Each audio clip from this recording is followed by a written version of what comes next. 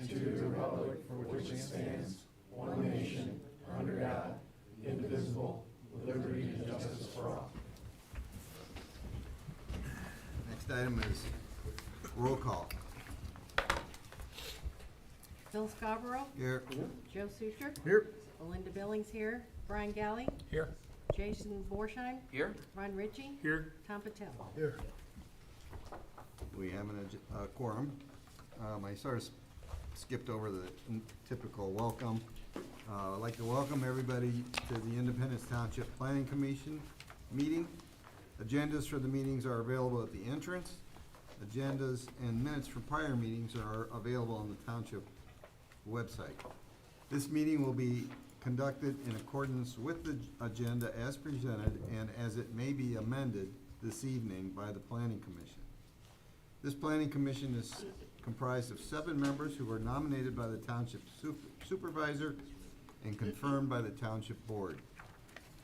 Other individuals participating in this meeting tonight include representatives from the Township Planning Consultant, Dick Carlisle of Carlisle Wortman, Jason Longhurst of our engineering firm, Noah Confraus, and Brian Ottman, our planning director here at the township. Next item is approval of the agenda.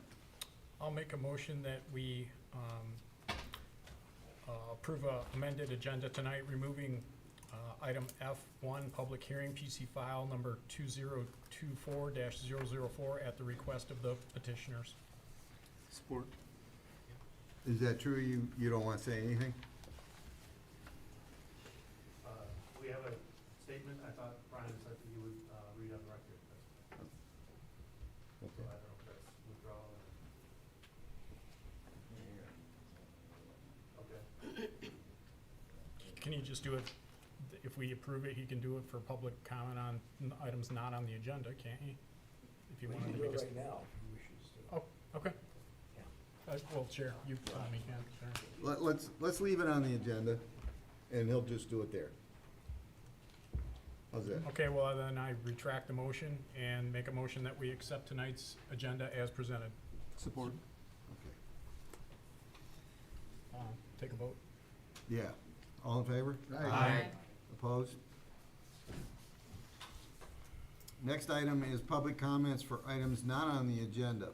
At this time, we will provide people in the audience, as well as those attending remotely, to comment on items which are not specifically called out on the agenda.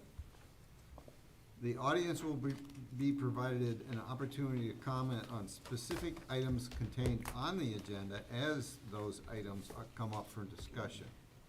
For now, this comment session is, as said, limited to just those items not on the agenda. I will open it up to members present tonight in person, and then after they have finished, I will provide an opportunity for those online to comment. If you wish to address the planning commission, please come forward to the podium or as recognized on the video and state your name and address. Please state your remarks for the benefit of the commissioners. All remarks are to be addressed to the planning commission, not to anyone else in the room.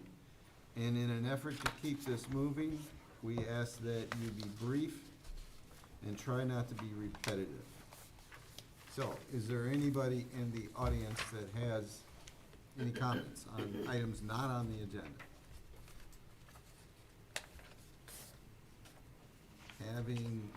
Hearing none, unless somebody raises their hand, I'm gonna go to the online people. Anybody online?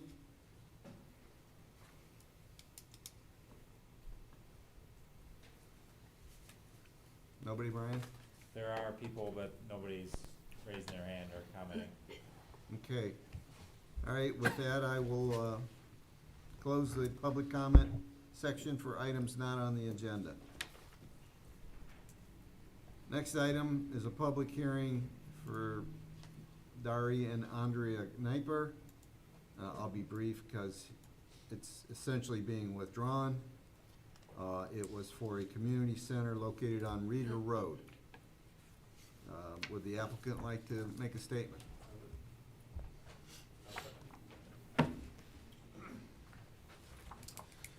Hi, Dan Knieper, 6682 Springcrest Court, that's in Springfield Township. It's with great disappointment, but still unwavering hope for the future of the teens of Clarkson and surrounding communities, that Social Medium would like to formally withdraw our application for special land use at 3041 Reeder Road. The passion behind Social Medium includes the desire to bring people together, young and old, neighbors and strangers. While the outpouring of support from the families who have been positively affected by this endeavor is overwhelming, so is the outpouring of concerns from potential neighbors of the proposed project. We believe that many of these concerns stem from misunderstanding our unique method of supporting teens. However, we do not wish to further pursue a location that presents such opposition. We thank Mr. Ottman, Mr. Carlisle, and the Planning Commission for their help in navigating the process up to this point. We look forward to working with you again when the right opportunity presents itself for Social Medium to be able to grow in size and increase its positive impact to the community. Thank you. We wish you luck in your next step. Thank you. Any comments from the commission on that? Next item, PC file 2024-001, revisions to section 2.02 definitions. No, I'm sorry, I'm on the wrong one, aren't I? PC file 2023-012, petitioner CWP West LLC, Tucson, Arizona. They're doing a final site plan for a property at 6440 Dixie Highway, requesting a new car wash in the location of the old Big Boy under the planned development option on Dixie Highway. I will note that special land use and a conceptual site plan was approved, I believe, in the December Planning Commission meeting, so this is a final site plan approval. Is the applicant here? I don't even see him. They're online? Yep. Okay, okay. I would like to comment, open this up by saying that due to the late arrival, a day or two or so, of a site plan and apparently a sign plan, and apparently a number of issues with that plan, along with a large number of issues in the engineering plan, I find it doubtful we can grant this approval tonight. I'm not gonna say it's not possible, but there's a lot of open items. It seems to me that they've addressed a lot of the things brought up in the December meeting, but some items still need to be clarified. Graphic representation of the stacking spaces, the walkway connections, the height of the screening wall, the opacity of the landscape screening, the details of the screening fence, the corrected lighting plan, and the sign plan. In a minute, I'll open it up for any planning commission members to comment on any other issues they may have for it. Mr. Carlisle, do you think I've summarized it? Anything else you'd like I think to you've add? summarized it accurately. There are a number of deficiencies, I think, and particularly in ones that could potentially impact the neighboring residents. The landscape screening does not meet the ordinance requirements. We're concerned about the screening wall. We've asked for additional detail in that regard. The sign plan is non-compliant in a number of areas. They're asking for more wall signs than what the ordinance permits, and approximately twice the permissible square footage. Directional signs are all exceed ordinance requirements. I have a very dim attitude of the canopy signs, simply because of the illumination and the potential impact on neighboring residents. Plus, the elevation now does reveal that it's gotta have some what we call non-essential lighting, a yellow band, and that's simply to draw attention to the canopy, and that's not permitted by ordinance. There is other ways to provide direction into, through that canopy. I understand why they want a canopy, because if people are gonna be putting cards in or paying money, and I don't know why you'd be getting your car washed when it was raining, but, you know, that's, you know. The fact is that the fact that you have an illuminated sign directing into that is an issue. We have sign illumination standards in the ordinance now, and none of that has been addressed. So these are all real critical items. I know our review said that their lighting met the 3,500 Kelvin, but you know, when I went back and looked at that today, I see several Kelvin values, K values in there. The K value is the color, and the higher the number, the brighter the light appears. So our ordinance says that you cannot exceed 3,500, which is, it's more like the soft white light bulbs that you buy, okay, rather than the daylight ones. That's how I would best describe that. So I think given the importance of this project and some of the concerns that we've heard from neighbors and some of the things the Planning Commission, you know, we feel there's a number of items that need to be addressed. Mr. Longhurst, would you like to, you've got a lengthy letter, and in recognition that a lot of the things that you mentioned frequently can be resolved in engineering after site plan approval, could you maybe talk about some of the ones you think need to be addressed Yeah, absolutely. So beforehand? that's was the topic I really wanted to address tonight, is we do have a lengthy letter, but it's solely because the applicant provided nearly a construction level set of drawings from a civil standpoint, and we wanted to take the opportunity to give them all the feedback that they would need on those items as they go through the process. So 90% of our letter is really addressing items that they should be aware of going forward. So we just took the opportunity to do that now. From a final site plan standpoint, there were really just a couple of items. The one was the pathway across the frontage of the site. We were questioning whether there was a desire or a need to have a pedestrian connection into the property, in addition to the safety path going across the frontage. Again, noting that all of the work within the the Dixie Highway right-of-way would be subject to an MDOT permit. And then we were also questioning, or just pointing out to make sure that we got input from the fire department for the emergency vehicle maneuvering. It's actually being shared on the screen right now. The plan they put together shows a truck pulling into the kind of the vacuum area and then having to jockey and back up and turn around. So we wanted to make sure that the fire department had signed off on that arrangement. And those were really the two major items that we had pointed out from a final site plan standpoint. Okay. For the applicant, I appreciate your patience. If you'd give us a few more minutes, I'd like to open up to the Planning Commission and see if they have any additional comments, and then give you an opportunity to address all the issues we've raised. So with that, Sure. Anybody else? Talking about the planning commission? Yeah. I'll just make a Sorry. comment. I guess you talked about a number of different things, but I think architecture was one of the things that was brought up last time too, more traditional architecture. And there was nothing changed from the site plan I saw previously to this one, as far as the look of the building, architectural look of the building. So.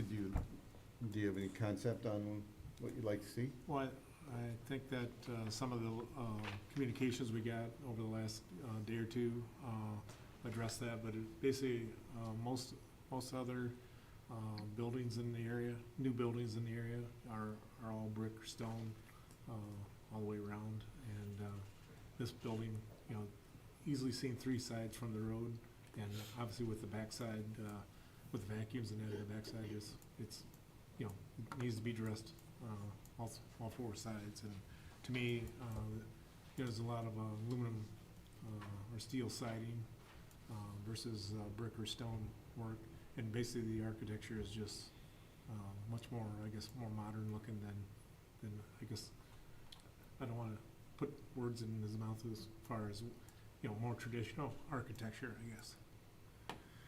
Okay.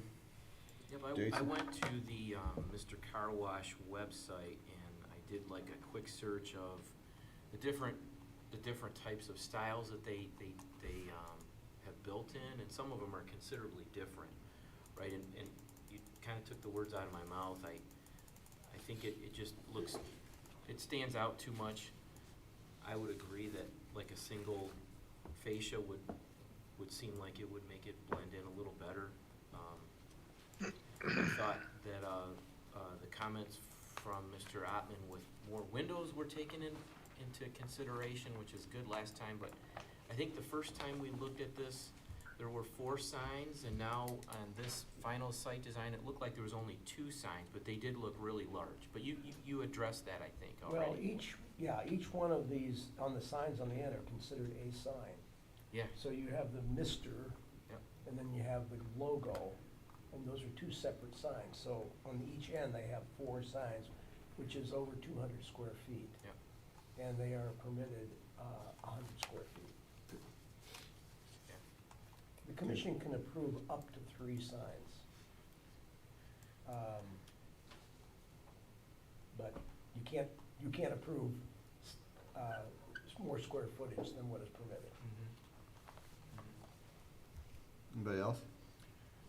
I'll just piggyback off these guys, because they mentioned the architecture. I mean, I think it's far too big of a building to use just one material. I think it look way too monotone. I mean, I guess I don't mind if they change up some materials here and there, but unless I'm looking at the elevation wrong, it is about 80%. It looks like brick and architectural block, already mostly brick. Again, the petitioner can comment, unless I'm reading the elevation wrong. So it does look to be mostly masonry building, except for upper peaks, which would be similar to a house. The upper peaks typically aren't masonry. I mean, to say new development on Dixie doesn't look like that. I mean, you know, the medical building looks far more modern than that. The building housed right on the corner with Crispelli's in it. It's not owned by Crispelli's, but Crispelli's is in it. That's the easiest way to identify it. It's a flat roof building that, you know, doesn't have any peaks or anything like that either. The little tiny convenience store that was developed is a square block building, so I wouldn't want to make the statement that every new development on Dixie Highway looks like a house, because that's just not the case. I wasn't trying to say a house, but I guess that's why I was trying to pick my words. More traditional looking, I think, was Well, the best I could do. So. Yeah, and I guess the Crispelli's building doesn't look traditional to me, and nor does the medical buildings, but I guess I'm just one vote, so, that's all I have. On the left side? Joe? Mr. Chairman, just a question, or maybe it might be for Ron or Brian, I'm not sure. Has the township put forth any kind of like desired design standards? I know there's no design standards in anything at the moment, but has anybody like given hints to developers that it would be nice if it looked like this and then comes back not looking like this? Or am I out in left field with that? Because I know we have no design standards, you know, per se. We do have design standards. We do. We do not have architectural design. That's what I meant, I'm Yeah, sorry. We do have design You're right. standards that are pertinent or relevant to this district, so. The answer to that is, yes, I mean, the township has encouraged in the past more traditional architecture. However, I think the emphasis in more recent years, and Brian and Ron can probably attest to that, is the higher priority placed on the use of quality materials and durable materials, and the not using Dryvit or EFS, but using high quality materials. And if you look at some of the buildings that are more recent on Sashabaw Road, you'll see that thinking reflected.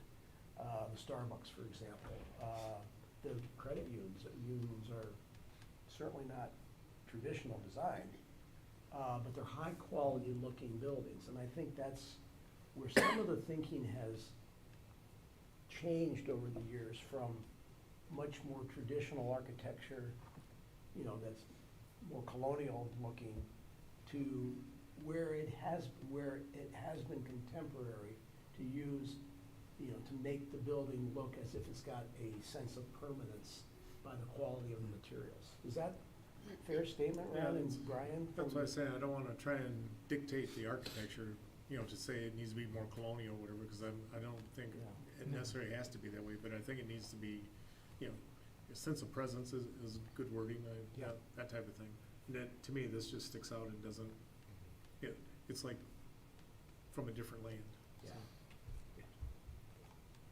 Well, our master plan also does call for consistency and compatibility with what we already have, so I could see your point. It doesn't look much like any of our other architecture. Tom, you got any comment? No, sir. I got a few. You know, our master plan in this area talks a lot about pedestrian friendly and wanting to create more pedestrian traffic and pedestrian accessibility. In my mind, this is not a pedestrian friendly business. You come in your car, you get your car washed, you stay in your car and you leave. So I think we could have good reason for denying it, because it's just not that, but, the other way of looking at it is if I can get something out of it that makes it more pedestrian friendly, meets our ordinances, let's do it, so. They are fixing up the sidewalks along the road, along Dixie. I have a question if the entire length is going to be 8 feet. There's some reference in some of the reviews that I think it's an existing piece is 5 feet and they're not touching that, and the only part they're replacing will be 8 feet, and I'm not clear on that. So if we could clarify that, and to meet the pedestrian-friendly type of thing, I think it would be nice, there's an area roughly right in front where the sidewalk could be widened and provide for a sitting area with a couple benches. I think that would be a nice step towards meeting our goal. Again, our ordinances talk about stub accesses, and they're eliminating one. And I acknowledge that with the design, it would be very awkward to have a stub access on the, what I call the south side. But you could have one on the north side. That property is already developed, but I'd like to see a stub access along with appropriate ingress and egress easements in place and cross-parking agreements, so that if some point, if that north property gets developed and we can require a stub access, access there, we can finish it. I don't know if it goes in the front of the property or the back. I tend to think these access drives tend to be better in the back, because we've got a problem over on all the fast foods on Sashaba with that stub road, or that access road up there, where people get to Fleming Road and the people on the access road can't turn left on the Fleming and then turn onto Sashaba, because Fleming Road's all backed up. It creates a problem, creates a backup. I live close to there, so I see it a lot. So that's a problem with a access that's up by Dixie, but I'll leave it up. I'd like to see that. I'd like to see it stubbed with appropriate agreements in place. And I question if it would be in that same vein, if it would be agreeable to have access agreements in place on the south side, but maybe not stubbed, just have them in place again. So, you know, the master plan going back to 2015 and perhaps before that talked about this, and if you don't put things in place, you're never gonna get there.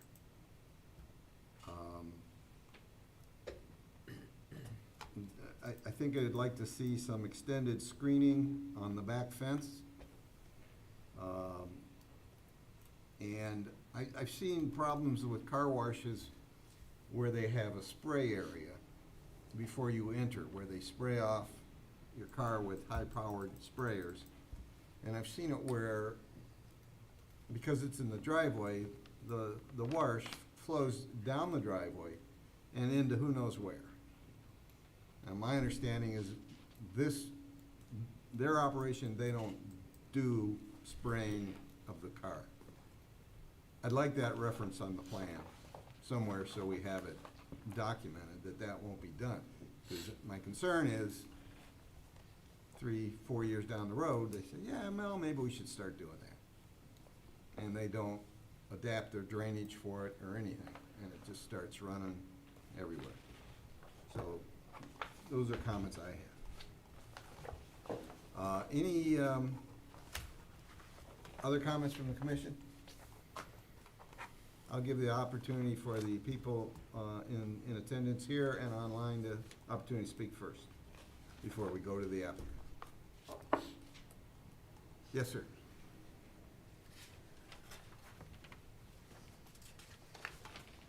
Good evening. My name is Fred Ritter. I was at the December 4th meeting, 14th, and I see some new faces, so welcome to the Planning Commission.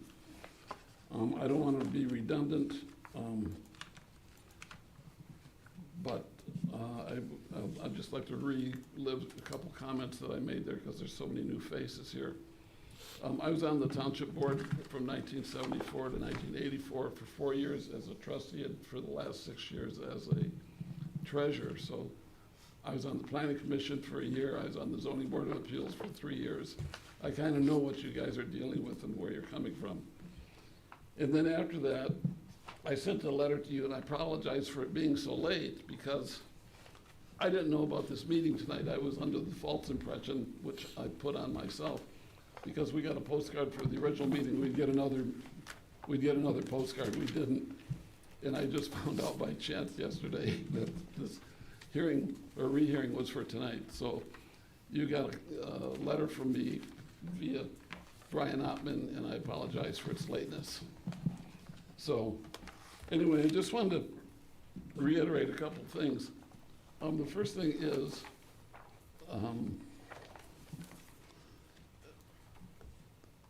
there's no vesting in zoning, which is to say, because somebody has a zoning, it doesn't automatically going to get what they're asking for. And that's one thing. The other thing that I mentioned in the letter that I sent to you had to do with Dixie Highway. The Dixie Highway Downtown Development Authority was just recently created, and it's an offshoot of an earlier DDA for Dixie Highway in the same area from the 80s.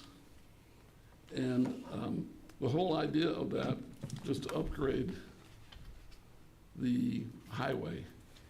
And my singular concern aesthetically is the architecture of this building, and I consider that to be a downgrade of the highway. I don't consider that to be as an upgrade. If you look at the Dixie Highway Overlay District, there's 4 references in there that has to do with, and some things I don't even know what they mean. Improve the visual appearance of the corridor.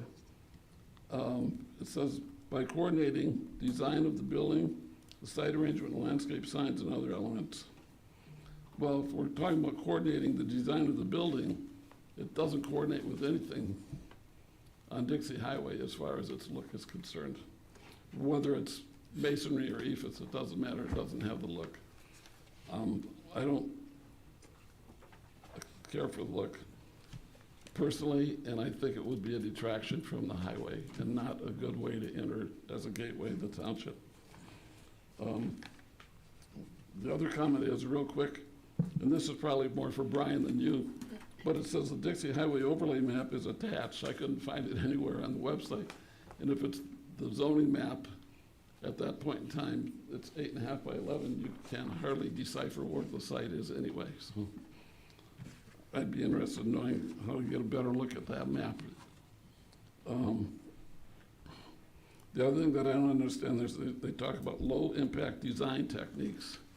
I don't know what that means, but that's one of the things. It says occupied by obsolete uses and or structures and obsolete building or structures. The big boy was a going concern since 1977. The building is not obsolete. It was a functioning business and successful business. The pandemic came along. The people that owned it just decided they didn't want to be in the car wash business anymore, in the struggle of getting help and all that other business. But I don't see that building as being obsolete. I see it as still being a viable building. And if obsolescence of what you're replacing is part of the criteria, I don't know that that necessarily fits. There's still opportunities for that to be a successful restaurant. The other thing that I have is website or site plan. And I brought this up before. We owned the Clarkson Auto Wash from 1988, and we built it from the ground up as developers and owner-operators. And we had a bypass driveway. And we had a contract with the state police, and we had a contract with Oakland County. And there was more than one occasion where they left our site with their lights and siren on, and they were in line for a car wash. And the way I see this, there's no out for anybody. Unless you're talking about turning left into the Huntington Bank stub there. That's not well planned.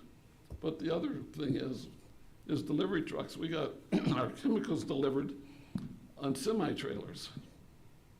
And a bypass driveway was essential to that. And the other thing is, and this is also a noise issue, has to do with hours of operation. You guys, when you go in there and get your car blown off, the sand goes somewhere. It goes into the conveyor trench, and then it goes into a separation basin. But every now and then, a big vacuum truck comes in here and has to clean it out. And I don't know if you guys have seen the industrial vacuum trucks that clean the gutters or the storm drains. It's pretty high-pitched noise for an elongated period of time. And so I think that there has to be a standard set for when the vac truck can come as far as, and they would usually come because they're coming out of Lansing, at least people we used. They'd be there at 6 in the morning and try and get going before we opened. Fortunately, we didn't have the residential people around us that would be an issue for. And I never got a complaint on it in 30 years, but it sure was loud. So that is something that I think needs to be discussed and I'm concerned about.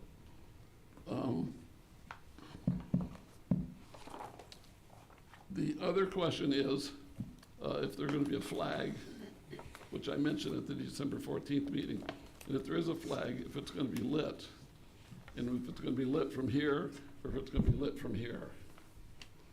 And that's a concern about lighting the backyard. I didn't mention, I live at 6472 Waters Edge Way, and our backyard abuts the Dixie Highway, and it's parallel, and I mentioned that in the letter that I sent you guys. I hope you all had an opportunity to read it. And then the other thing that I want to tell you is that architecturally, my wife and I and 2 other partners built the water tower storage units in 2007. It took 2.5 years to get the zoning. And the biggest hangup was architecture.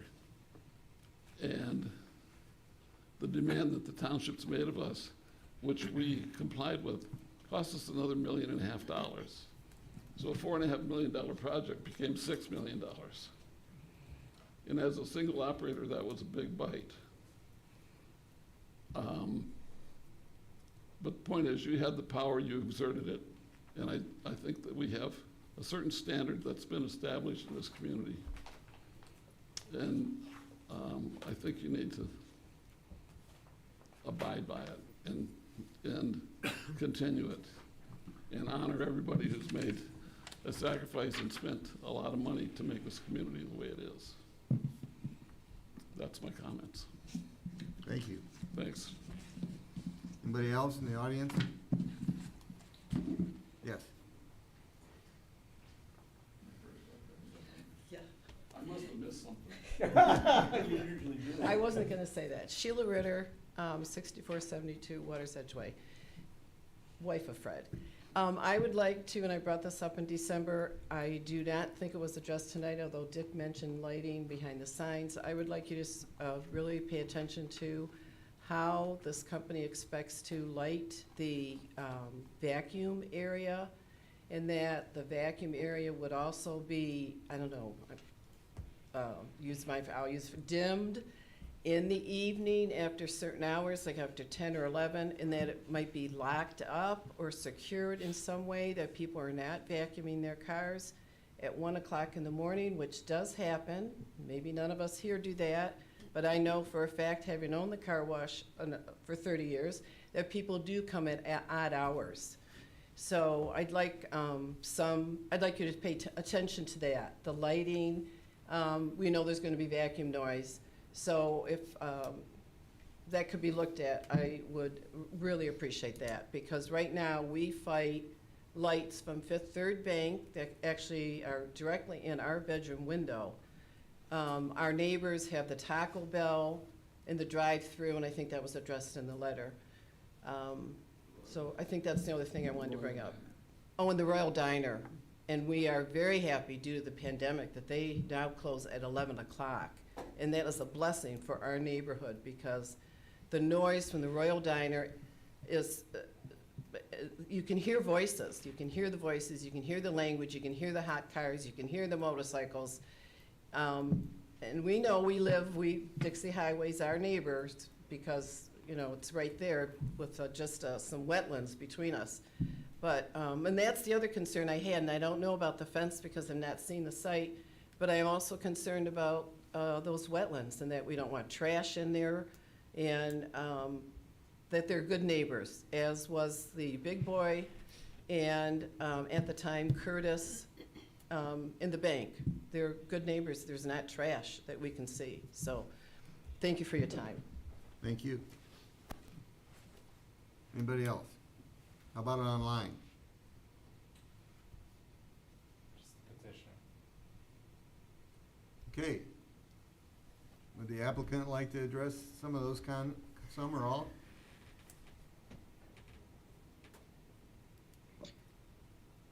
Yes, hi. Can everyone hear me okay? Yep. Yes, we can. So I'm Chuck Hoyt. I'm from Naderveld. I'm over in Grand Rapids, actually, and I'm here on behalf of the applicant. So thank you for having us, and I think we do have a bit to unpack here. So I'll just kind of go one at a time. One quick question is, do I have the ability to share my screen?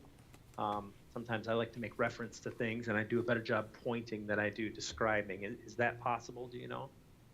Will you have to guys check the app to see if you can. Well, let's see. Looks like I just took control. Yeah. You see me flipping through it there? Yes. Okay. So, forgive me if I jump around a little bit and I may be clicking through, but I'll do my best to kind of make some sense of this. So, right, if you recall, we had a kind of a pre-application meeting back in October of last year, and I think it was a kind of a site plan design team, and we did our best to kind of respond and reflect the comments that we heard from the design team in that meeting. And the biggest thing that we took out of that was to push the building up to the front of the road. We understood that that was something that was important. And, you know, while it didn't create the exact design that would typically be done by Mr. Car Wash, we understood that it was important. And we did so among some other requests and comments. And then subsequent to our meeting from back in December, we had a list of comments there as well, and we thought that that was very beneficial. We thought it was very helpful We appreciated the comments that we got.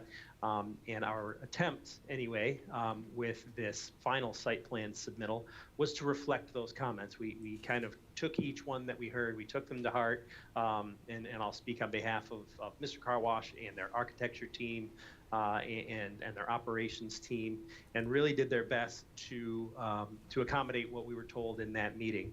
So if I start specifically with architecture, right, and architecture, again, is not really my realm. But what we heard in that meeting was generally the architecture was something that was appreciated, that quality materials are used.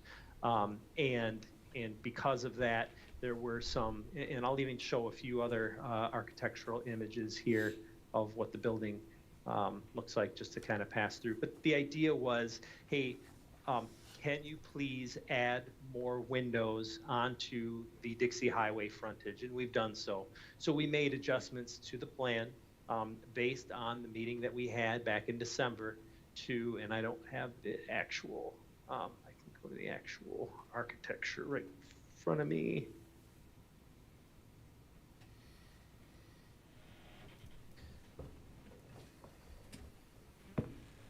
I'm sorry, I'm not finding it all that quick. Oh yeah, here we go.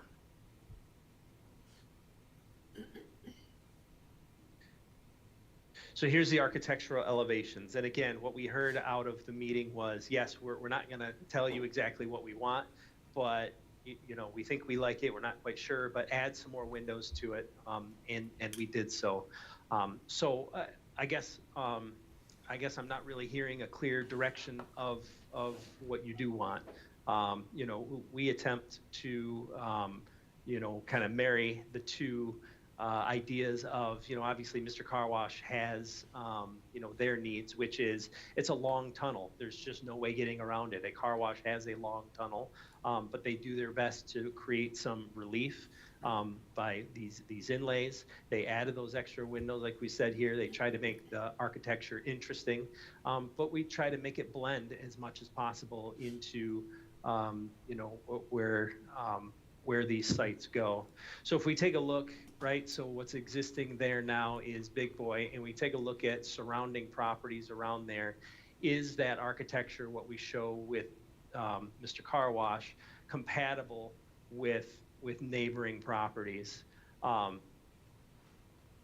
guess I would argue that it is not so incompatible so as to say that it just doesn't fit. You've got even flat roof buildings that are, you know, that are newer. Some of these are older buildings. Here's a newer building with flat roof. You know, whether or not you like this architecture, I don't know. But to me, if I look at the immediate surrounding areas and even really the entire corridor of Dixie Highway in this section, I think for one, it can benefit from some variety. Okay, if you want to push colonial on every single design, that's understood. But what I understood more was, hey, we're pushing for quality of materials, interesting design, and a few tweaks to what we think could improve this this particular building. So that's what we attempted to do. You know, if we miss the mark, we're certainly open to hearing, you know, more specific details of what you do want. But again, this was our attempt to follow up on exactly what we heard in the meeting last time. Just a few things about the engineering comments, right? So you know, we understand and we actually appreciate when we get sort of full comments from the engineering review. We understand that they reviewed it as a full sort of construction set of site plan documents, because that's truly what we presented. That's a little bit different than typically what is needed for this planning site plan approval, and I think they acknowledge that, and we appreciate that very much. There's really two things that were noted that were just something that, you know, they wanted to pay particular attention to, but my understanding was it shouldn't hold up any site plan approval. One is that fire department review, but then the other is a sidewalk comment. And so let me jump to my site plan here. Site plan set. So in previous versions of what we had shown was a sidewalk going from the existing or the rebuilt sidewalk along Dixie Highway over to the building. And we're perfectly happy to put that back in. But when we had submitted that in discussion with planning staff and with others, we just questioned, hey, do you really want us to put this in there? Here's a sidewalk sort of to a building that, you know, it was rightfully pointed out that is auto-centric, call it, right? No one's gonna walk to a car wash. And we were told, take it out, doesn't make sense to put it in there. Again, by all means, we're willing to put that back in there. We want to sort of meet the intent of what the master plan calls for, what the ordinance calls for. We just understood that it kind of didn't make sense to pull it out of there, so we did. So again, we can put that one too. If you would like it there, we'll put it in. If you don't, we'll pull it out. So I guess I would just ask that question of definitively, what would you like to see, and we'll make that accommodation. So I have my landscaping plan pulled up here, and you know, this was kind of the subject of quite a bit of discussion last time, and even subsequent to that meeting, we wanted to kind of make some reassurances that we were kind of going above and beyond to ensure that we accommodated the landscape needs for this site. We thought we had done so I'll call particular attention to this area here. So you'll have to imagine that straight north goes up and to the right. So if you can imagine, right, here's Dixie Highway, and in fact, I'll even go to sorry, I told you I was gonna flip around a lot. So Dixie Highway being here, and it sort of runs at an angle, our building here, and then the nearest residential users in the 450 feet away through this heavy tree canopy. But we understand that that there's additional screening that was requested.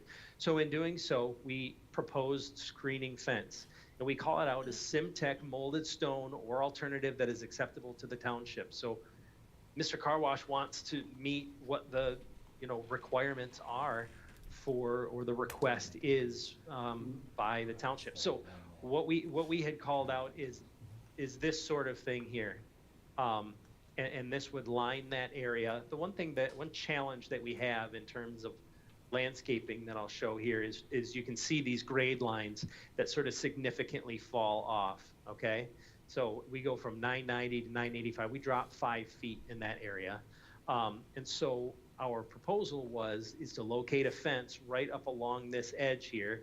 And the idea of that is to block any headlights that come in. Cars will be coming straight down this way. It'll block headlights. We'll put it as tall as necessary. But that was the idea of putting that there. We added additional landscaping in this area here. And then heavily populated landscape all along the queuing lane to the point of sale here. So that plus 450 feet of heavy canopy to neighboring residential property, we felt like addressed what was being asked of us. Again, certainly willing to add a few more things on there, but I guess maybe some specific direction on that, because we felt like we had met the intent, the spirit, and the letter of. I'm sorry, is there a question? No, I'm asking Jason a question, excuse me. Very good. So, yeah, let me just change pages here and try to address just a few random comments that I heard as well. So cross-access. This is yet another thing that I felt like we had sort of covered last time. But I guess sort of if we need to address it again, we can talk about it. And I think it was rightfully pointed out by one of the commissioners before about getting an access agreement with the bank next door, is if that's a likelihood to be able to be done. We certainly don't think so. Compounded with the fact that what you have are queuing lanes for a car wash, right? So you've exited a point of sale area here to be able to get into this area here with a cross access. Again, if you can see where I'm pointing with my hand here, this is where Huntington is. We did not see a way, and in several discussions with a lot of different folks, of how to get cross access into the neighboring property, and whether or not that would even be beneficial to anybody. It didn't seem to be something that could really be pulled off in a logical way. Another just kind of random comment here, question about deliveries, right? So what you see here is our fire emergency vehicle exhibit. So a fire truck pulling in this orientation here, he can back up and get out. I would certainly think any delivery trucks can operate with that, with a similar movement pattern. You'll notice we have called out, it's not on this sheet, but this sidewalk is 8 feet per standards, per Independence Township requirements. So this is an 8-foot sidewalk that is to be rebuilt. What you'll notice though is there are these existing street lights, and I'll even show you out front. So without disturbing those street lights, you'll see how this street light here would cause the sidewalk to taper a little bit. If you look at this street light here, right up next to that existing sidewalk, it is a little bit closer than this one here, which causes us to taper it a little bit. So again, our intent is to build that sidewalk to the minimum requirements necessary. The question about spraying happening for the car wash, I believe they do actually do a little bit of pre-clean to the vehicle, but that happens all within the building. So that would happen well within where the vehicle pulls into the structure. So I don't know if that still remains a concern or not, but all that drainage within the building is maintained sort of within the structure. So hopefully that's not still a concern. There was the comment about, whether or not police vehicles can exit if they need to, if they get a call. So what you should notice here is this exit arm right here is what they call the bailout lane. So if you're an emergency vehicle, or if you're anybody who, for whatever reason, does not want to enter the canopy after you've gone through the queuing lane, after you've gone through the point of sale, but before you get to here, you can bail out here and be on your way. So you can have your lights flashing. Now, right, if the concern is when they enter the tunnel and getting their car washed and an emergency vehicle needs to get out of there, that's sort of something that can't be solved, I don't think. If they're washing their car, they're going to have to go through the wash before they get out of there. But there's always a bailout lane, and you see that depicted right here for anybody who needs to bail out and get out before they enter into the wash tunnel itself.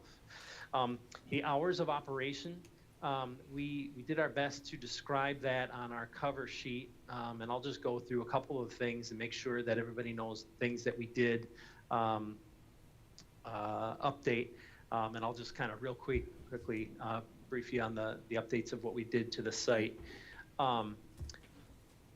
Additional landscaping was placed at the northern portion of the site. Intent of the additional landscaping is to provide a buffer to the neighboring residential use to the north of the site, and I give a little description of that. Furthermore, fence has been added at the location to provide further mitigation of noise and light, particularly in the winter. Noise impact analysis has been provided. So again, this goes to the hours of operation and noise levels. I note down here that hours of operation are 7 a.m. to 7 p.m., 7 a.m. to 8 p.m. in the summer.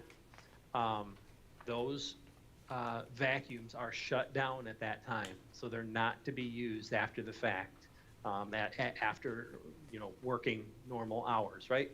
So though after those hours, vacuums cannot be used. So again, noise impact analysis was provided. Stacking lanes were changed to 12 foot for the plan reviewer's report. The architectural revisions, as I noted before, we included the extra windows. We removed signage, and one of you pointed that out correctly, and I'll get back to signage in a minute here, but we removed signage at the rear of the building. A photometric plan has been provided. The anti-collision software details were provided. the fully engineered plans.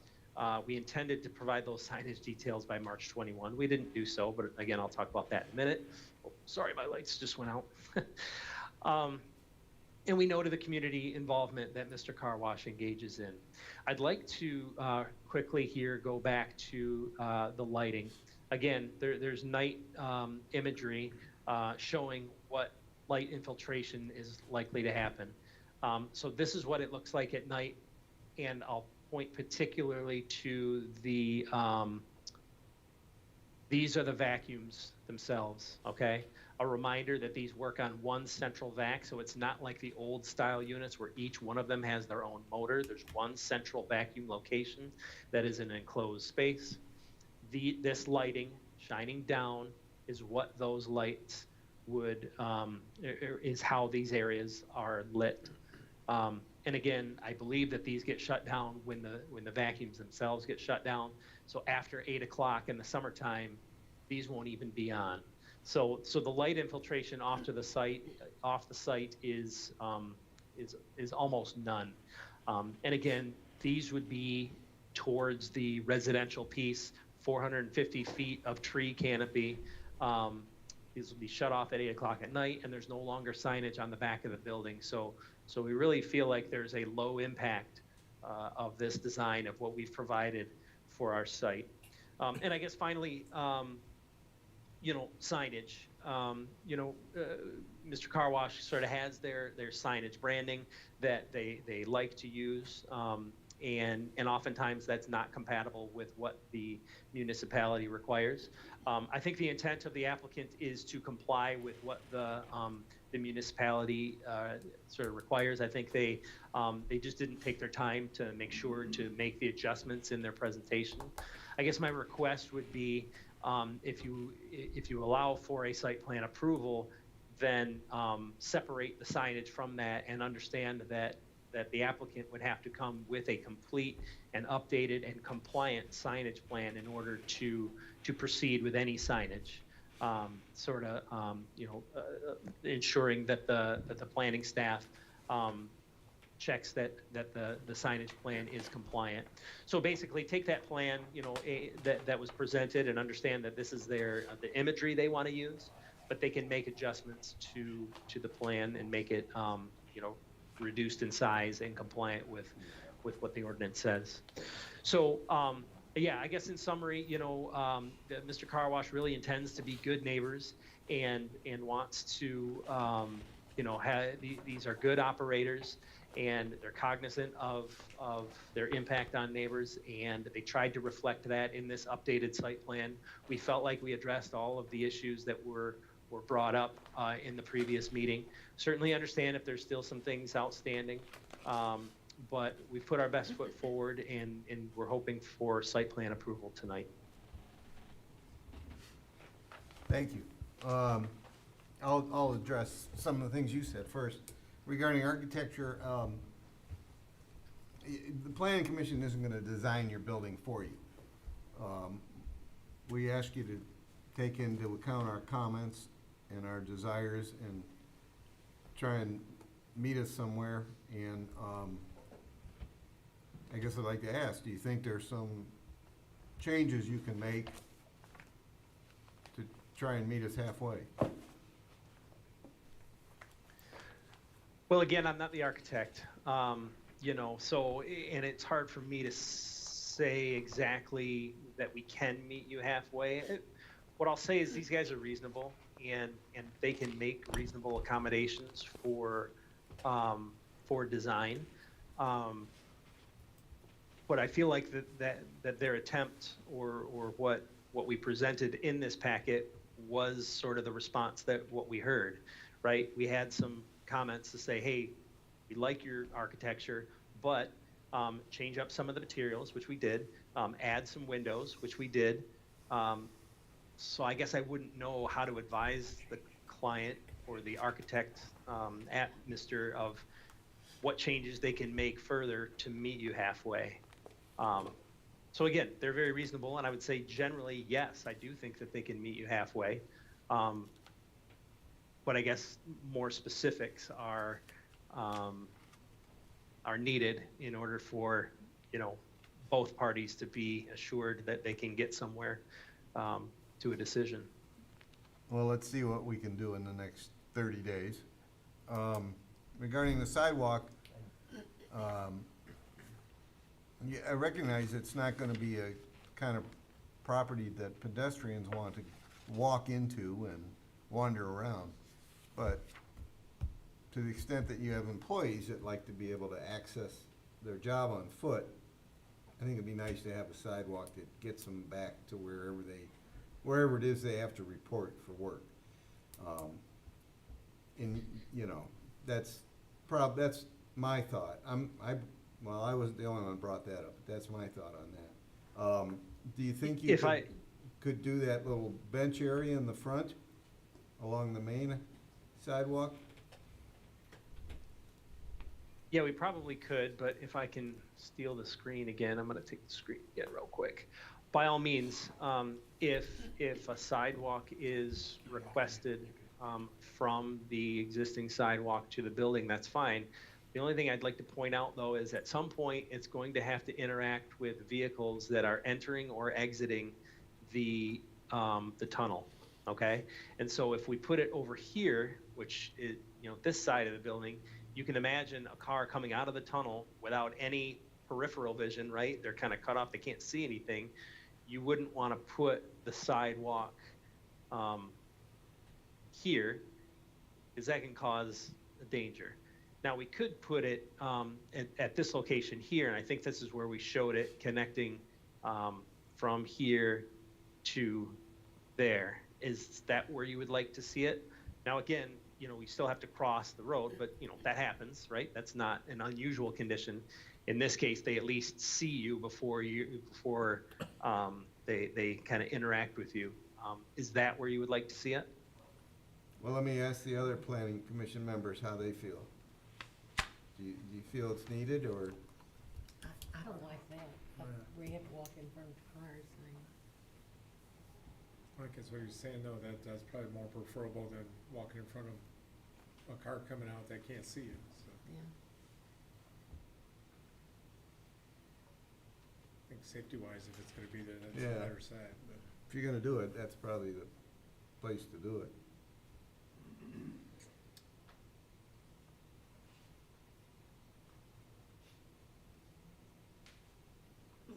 Do you guys think it's necessary?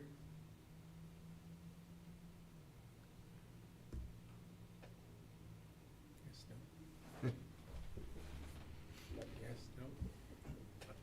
Are you asking him to widen out the area where it connects to the existing sidewalk as well and place benches there?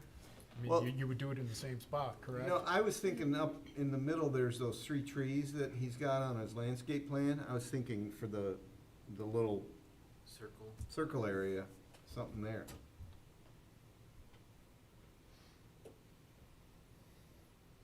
I guess more towards the middle of the building. A little bit north, yeah, those 3 trees. Widen it out there with a bench feature by the trees? Yeah. I guess my thoughts is if you'd compromise and do that, we could do away with I'd be okay doing away with the red line you pointed out. Okay, yeah, I mean, if you would like a bench in this location, absolutely. I think that they would be perfectly willing to do that. And I'm still unclear, so are you proposing to leave the portion of the sidewalk that is not abutting the roadway at 5 feet, or are you agreeing to widen that to 8 feet?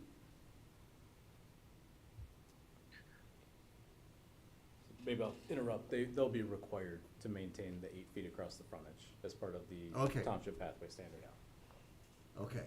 See, So we'll do it 8 foot? All the way across, Jason, or, because part of it is paved shoulder, it's not really a This sidewalk. is removed from the curb in this section. The 5 foot section, I think, is away, and then there's paved shoulder to the south. The pathway will be separate from any paved shoulder that That's MDOT what I'm may getting at, or but may the not. pathway will go the whole length of the property, right? Correct. Okay, I guess that's what I was getting at. The spraying area, you know, I've been in many car washes, and in the winter, they spray inside, and in the summer, they tend to migrate outside. And I guess I'll defer to Jason if, assume you know, properties change hands. You guys may be fully intent on doing all your spraying forever inside. But if you ever sell this, it's most likely gonna be sold as a car wash. So somebody else might have a different mode of operation. So I would defer to Jason. Can you just make sure there's appropriate drainage there? I don't want the contaminated water draining into wherever it might do some harm. I'll let them speak to the reclamation system, but it's designed for only interior building spraying right now. There's nothing in the exterior storm system that's set up for them to be able to spray outside and treat that water, other than the But- stormwater management standards. But you get my point. Can I make a comment, Chair? Yeah. From the two previous planning commission meetings, and I know the representative online isn't directly with Mr. Car Wash, it's a touchless car wash. There is no manned pre-wash, correct? Am I remembering this correctly? That's not what he just said, though. Well, and I think he misspoke, because, the way they told it to us is there's just a manager there that's overseeing the operation, and one other person that's picking up trash, attending to change the soap injector if it needs to be changed, that there's no hands-on car interaction at all, I believe. If the petitioner can correct that or find out 100% for sure. I'm honestly going back on my experiences at Mr. Car Wash. When I go through the mister, they do pre-spray. But it's possible that they don't here. I'm honestly not certain. Do you remember it that way, Ron? Well, you know what, but just before the close of the meeting, I asked if it was gonna be a towel dry, and the answer was no. So I don't remember if we asked if there was a pre-spray, but I remember them saying there was no towel dry. I do remember them talking about minimal employees, so. Yeah. That was one of the things they talked about. We can ask for clarification on that. Yeah. Okay, so you can get clarification on that? I can, but again, any spray would happen inside. Whether or not somebody comes in and makes changes to the building in the future after they buy it, I can't speak to that, obviously. But I do know that any of the spraying that would happen would be within the building. But I can double check whether or not there would be any spraying at all. On the hours of operation, one of the people in the audience brought that up. And I think what she was talking about is late in the evening, are your vacuum machines and the lighting in the area, are they inoperable? They shut down. They Well, flip a switch. okay, so nobody can go in there and drop a coin into the thing and start them up? These are not coin op. And the lights will go off. Can you put, again, I'm concerned about the potential for operations changing. Somebody else operating it and putting in a different system. Can you put something on the plans that clearly indicates those lights will be inoperable after close, as well as the machines will be inoperable? So we got a permanent record of that. You want it on the plan set? I may have noted it in the narrative, but I can't say for sure. But you'd like it on the plan set? Is that what you're? I'd delegate, I'd look to Brian Ottman and Dick Carlisle to answer prefer that. it on the plan, On the plans? yes. Okay. I had one question. Okay, He mentioned the central back isn't in an enclosed space. I was just wondering where that's at. Because that would make a big difference, I would think, on the noise if it's enclosed. can you show us?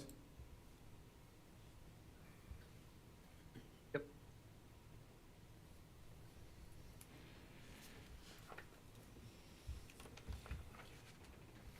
Scratching me off. Now, there's no roof on it. Let me be clear about that. But this is the mechanical enclosure for the dumpster and for mechanical system for the vacuums. And I want to say there's two locations, one there for this row and here for this row of vacuums. And is that a fence around that? What, is Simtech, or what is that around there? It's a masonry enclosure.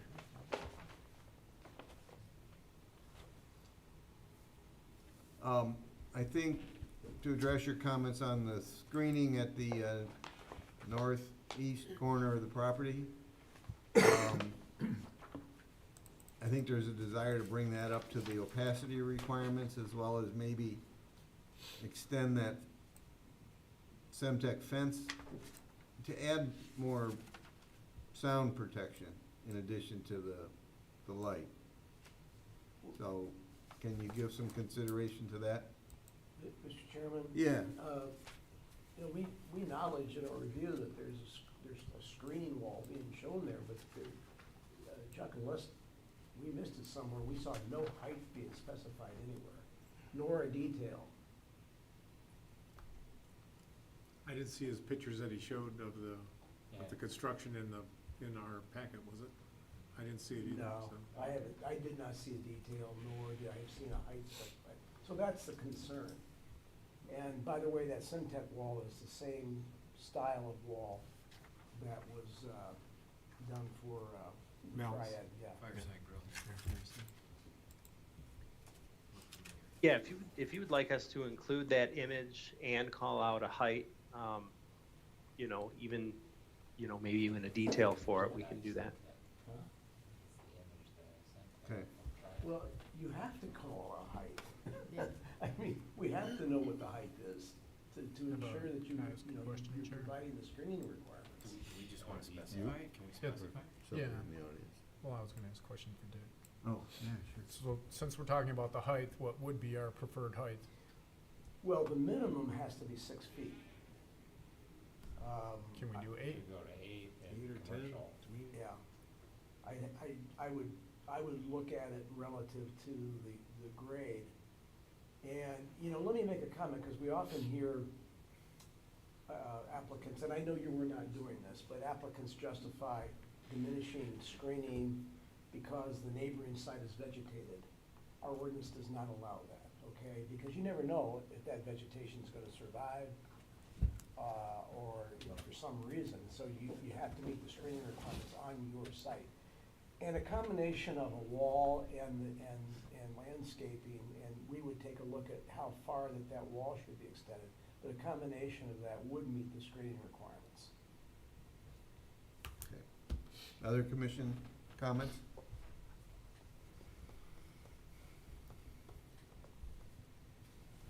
I have a question, Mr. Chairman. Yeah. So what are we planning, like, to do here? Because if we make some recommendations to our planner, and they come back with those and meet those recommendations, we then should go through with it then, right? I mean, we're going to tell them what we want, and if they do it, That would be a logical conclusion. okay. Yeah. That was my only comment. Or you could do preliminary. A preliminary site. You could do an approval subject to, you mean? Yeah. But I mean, it's up to you whether you want to come back and look at it before, or let the building department or planner Well, approve. as I think Brian said, I'm only one vote, but personally, I think there's too many issues yet to do a preliminary. Final. To do a final. Oh, You said oh, preliminary. okay. That can, I think, are you distinguishing between a preliminary versus a final site plan, or? Yeah, that's, I guess, what I'm saying. To me, it's, if Okay. we don't, you could still approve some of the items, or put the exceptions down, but you don't have to give a preliminary, or a final. You can still do preliminary. Unless, if you're not, I guess the only other alternative is let, You can just postpone it. you know. So there's other options than just Okay. approving it with exceptions. I wasn't clear on, did we make a decision on that sidewalk leading to the building yet? I Okay, let me ask suggested a another- compromise that if he did the bench area, and nobody here, I think, objected to that, but I'm open, and, if, you know, Be a mean, better amenity than the sidewalk, is what you're saying. Yeah, no, Yeah. I would just like to separate that, you know, is there any reason that anybody sees the need for a person to go from the sidewalk by Dixie Highway into that building? The mailman, milk delivery guy, I mean, employee. Employees. the employee doesn't park on site, I take it, there's no parking Yeah, there is. for the employee, so does he? Yeah. Yeah, but, I mean, it could be an employee on a bike. I mean, Okay. a lot of people that work at car washes are teenagers. Yeah, right, okay, I mean, so there is a possibility, if we would say there's no possibility, we'd say who needs a sidewalk? But if there is a possibility, I guess, we have to provide for that possibility, I suppose. So you'd like to see it? I'm not riding my bike there, so I don't have to get to that building. Ron, you said something I didn't quite catch. When Joe, yeah, wasn't him. No, Ron. I think it was Ron. No. Okay. no, I just was saying that if we're gonna do it, you know, basically when we were making that comment, I said if we're gonna do it, it should be on the south side. I just thought that was a more appropriate side.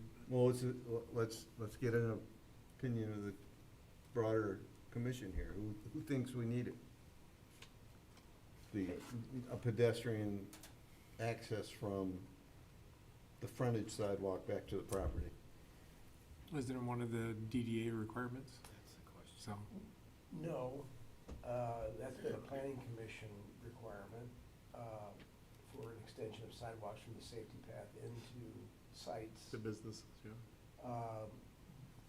I mean, you have used discretion in terms of applying that, but I would say too, however, that I think this idea of providing the seating area and things like that is really in keeping with the objectives of the DDA.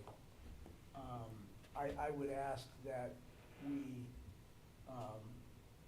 because this will be the first of its kind on Dixie Highway, that we work closely with the DDA to make sure that we're gonna have to get the DDA to come up with a standard in that regard. Yes, So yep. by the time the applicant's ready to install that, we will have done that in all likelihood. As long as they commit to it, we'll make sure it gets done. You're talking style of bench, yes. Correct. Gotcha. Yeah. Mr. Chair, I just think, you know, rather than debate it more, we're just talking about 15, 20 feet of concrete. I mean, we might as well just have them put it in case somebody needs to use it, you know? Or it might be an employee going down the street for lunch, going up to the sidewalk, so. I mean, I think 4 or 5 of us up here have kind of tacitly agreed to it, so why not just do it? Okay, any, You can still do the bench too. yeah, For sure, both. Do both. yeah. Correct. Yeah. Consider it done. Anybody else? Mr. Chair? Yeah. I guess we've talked about the fire department a couple times, but I don't know if since the representative is here, I don't know if you want to speak to whether the fire department agrees that that's a good turnaround plan or not, so. Not to put you on the spot, but it's fine. if you want to speak, I guess I want to make No, sure I you can get time to speak speak. on it, so. yeah. So when I look at the plans, the truck specs don't match our truck specs, so I requested clarification on that. But that access coming in there where the vacuums, that's not a good access for us. We can't turn around like what the plans are showing. That's not gonna be doable for the size of our trucks. As far as getting into that area, we can access that area, just turning around wouldn't be ideal in that situation. But looking at it as if the building was on fire, we have access to that building, the way it's set up. We would either come in from Dixie Highway where the hydrant is, or we would come in on the north side right there where that dumpster is. But that back area, the 3-lane ones, if there's a canopy there, if there's those pay areas, those would be too narrow for our fire trucks to fit through, and the canopy would be probably too low for us to get through there at all. That's not even an option. So even to get through plus turnaround, both. Yeah, correct. As far as police cars, I mean, that's a different entity there. But for fire trucks, it's not, that turnaround right there is not doable. So I guess I'd say the applicant, you're gonna have to work with Mr. Ottman and Mr. Carlisle and satisfy the fire department's needs. Understood. Chairman? Yes, sir.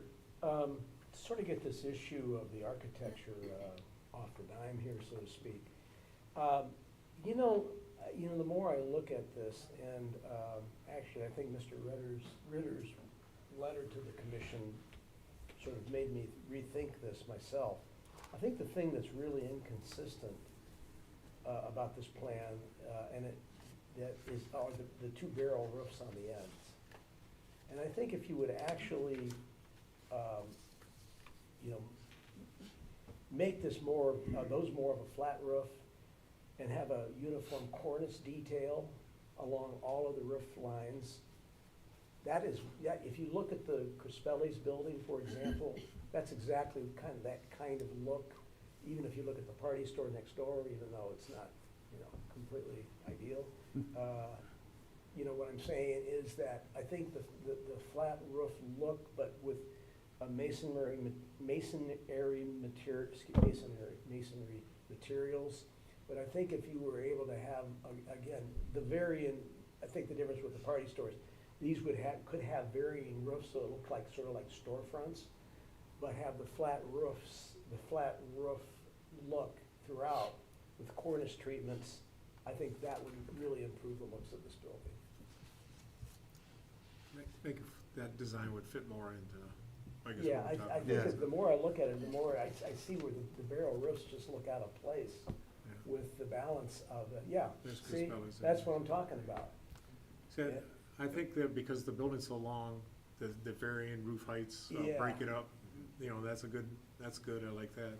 But I agree with you, the barrel roof is Right. the one that makes it just look out of place, so. And something that we have seen in many other applications, and it's more of a contemporary look, but it really breaks up the appearance of the building, is where you have, I think you may have these, but I don't know if are those sort of louvered awnings over those window areas and over the openings to the doorways, Chuck? To the doorways. Yeah, the entry and the exit, is that like a louvered canopy that comes out, that blue band that I see? What is that? Yeah, let me go to, this gives you a little better. So you can see this here, it's Yeah. sort of an open, my architectural terms. See if we can get a better image of it. Yeah, it's a louvered awning is what I believe it's what it is. Yeah, that sort of thing. It's almost like an attached See, pergola. that one there is more straight roof, instead of the barrel roof. It still has the barrels, just facing Yeah. different, see in the back left, Yeah. different angle. I mean, that's just my view. I think, I think the barrel roof with the blue color, I think, makes it accentuate even more. yeah, So, exactly. Yeah, maybe more neutral coloring. I hate to talk about color because my family always tells me they don't let me pick any color, so.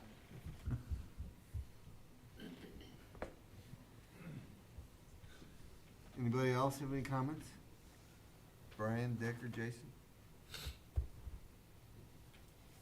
I guess, whatever the flavor is, I would entertain a motion to postpone.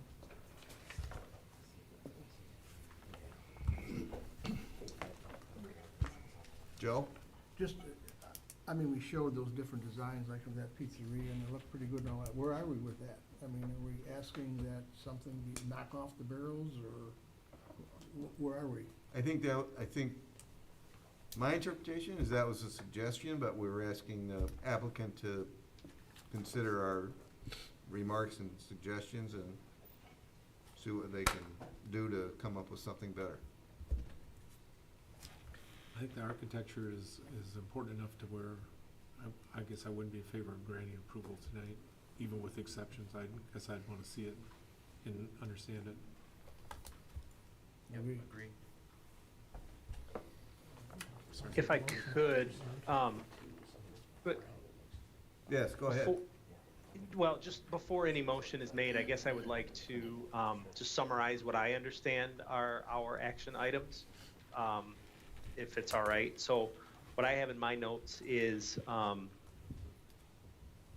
place on the plan set that lights and vacuums are to be inoperable after business hours. We're going to note the height and provide a detail of the fence, the Simtech fence, and it'll be minimum 8 foot in height. We're going to place a bench in that front landscape area. We're going to add that sidewalk to get pedestrian traffic onto the site. We're going to ensure that we have an 8-foot sidewalk for the entire extent. We'll communicate with the fire department and just ensure that we have their sort of blessing that they can accommodate the site for any fire needs. And then we will make adjustments to the architecture to where we feel it satisfies the intent of the commission's comments. Does that make sense? Sign Yeah. plan. Sign plan. Sign plan. I'd Yes, say sign formalize plan. the sign package as well. Mr. Carlisle, right? Correct. Yeah. And, you know, I do feel pretty strongly about this canopy signage too. The banding is clearly not meets ordinance requirements. I'm just concerned about the illumination of those signs there. So I would like them to consider some alternative way of directing people into the canopy area. The other thing is, one of the residents brought up about the flagpole. Is there gonna be a flagpole and how is it gonna be lit? So we guess we didn't really address that. Did you hear that? I did. I don't think that they're going to do a flagpole. But we'll double check it. I'll put it on the list. If there will be one, we'll note how it's going to be lit. You were gonna look into the spray area, whether or not you have people spraying it and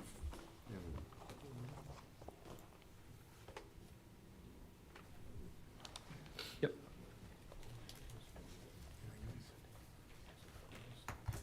I just had a question for Dick. Yes. Being that the Huntington Bank has that stub access there right now, I believe, is it likely that there is no cross-access agreement in place? I'm certain there is. There is. Yeah, because I remember The it big being boy used to go. yeah, because I remember it being somewhat of an issue between Big Boy and Huntington Bank, and I'm pretty sure that they resolved it with an easement because it's there. If turning around for the fire department is an issue, couldn't that be a way to get out? Yeah, and Mr. Chairman, that's one of the reasons why we started that's among the reasons why we started requiring cross-access, particularly on Dixie Highway, is to improve fire access. And that could be, and in addition to the fire department, that could be a good bypass exit. Correct. Okay. We wanted to show the apron going into that access, where it's at, or? That's a thought, or yeah. close to that? I mean, Well, I'm just saying, we should just tell them now that that's one of our Well, expectations, and so. I mean, the difficulty, and we're gonna have to discuss this with them, because the difficulty would be for them to control access into the site from there, because it's already beyond the pay area. So, we're gonna have to, I think there's a number of issues. I mean, the idea of providing cross-access to the north might be even more appealing because of the potential redevelopment of the old Robert Curtis Kitchens. Robert, Don't go back too far. I'm sorry, that shows me how long I'm going back, the old Robert Hall site. Yeah. Remember those? That's where you used to buy all your clothes, right, That's Joe? right, that's right. Yeah, so that probably would provide even greater benefit, I would think, if there was cross-access provided to the north. That's somewhat separate than the issue of the fire department turnaround. Yes. And we can work on that also. Okay. Yeah, I mean, our survey didn't pick up any cross-access easement in that location. I think that there is right now that cross-access, but I don't know that there's any easement in place. Okay. Our survey didn't pick it up anyway. I would ask you to your list to add the cross-access provisions that we talked about to the north.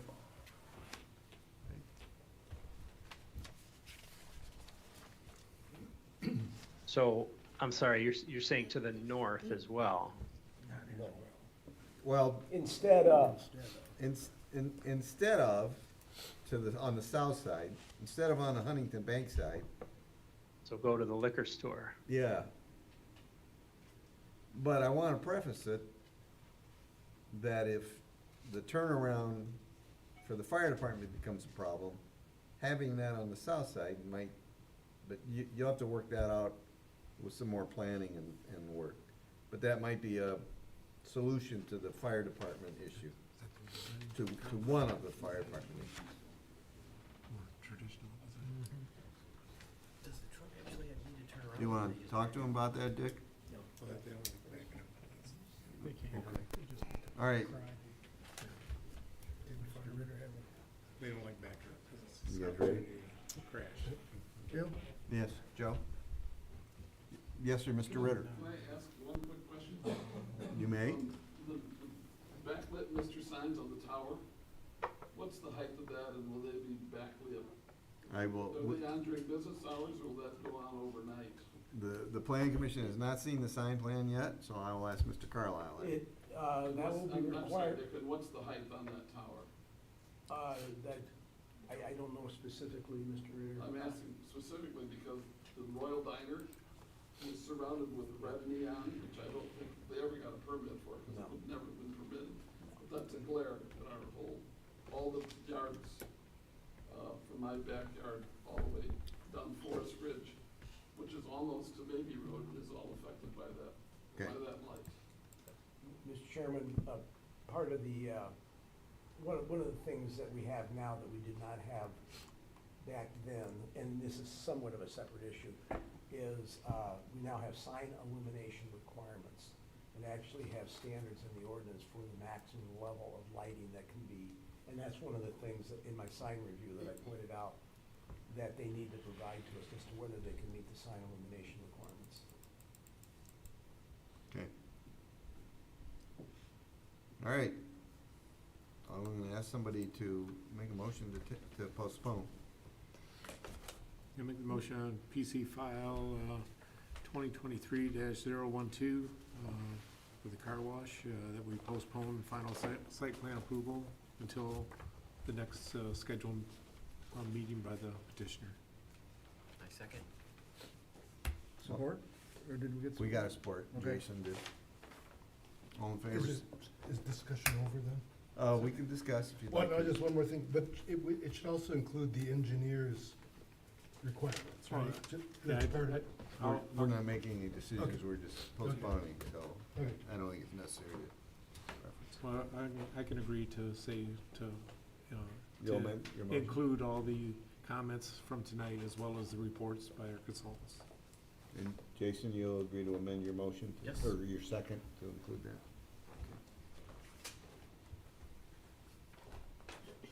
So the motion is to postpone, subject to the items discussed and the engineer's letter. Postpone for the next scheduled meeting that the applicant is there. All in favor? Aye? Aye. Opposed? Okay, thank you. Next item. PC file 2024-001, revisions to section 2.02 definitions, section 5.1, home occupations to regulate short-term rentals under chapter 10, article 4, short-term rental housing.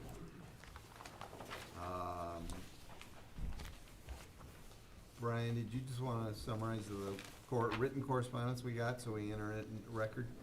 Yeah, I got a couple of, comments, from, people who live in Bandera. One is, from Ms. Coleman Rogers, basically, wanting to keep, the home occupation standards, and also just you know, limiting the number of people. I also got one just a couple, not too long ago, right before the meeting, and that was basically keeping it that it be a home occupation. Okay. That was from another resident up in the neighborhood there. And there also was some correspondence from Bandera Park Homeowners Association. It's pretty lengthy. They went through the entire ordinance, and they had a number of comments limiting the number of people.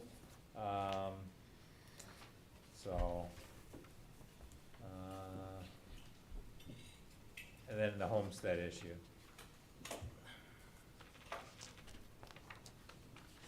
Okay. Mr. Carlisle? Yes, I went back and made some revisions to the ordinance to the extent that I could, based on the comments that I received from you at the last meeting. In both the short-term, both in the zoning ordinance regulations and in the short-term rental regulations, I did slightly modify the definition of short-term rental. And I know there was some discussion about that, you know, the 28-day requirement. Most ordinances that I had read and reviewed have some language similar to that in there. I put in there, I modified it to 30 days or less, but it's limited to a total of 90 or 180 days. It's up to you. Because I heard some discussion. My original draft had 90.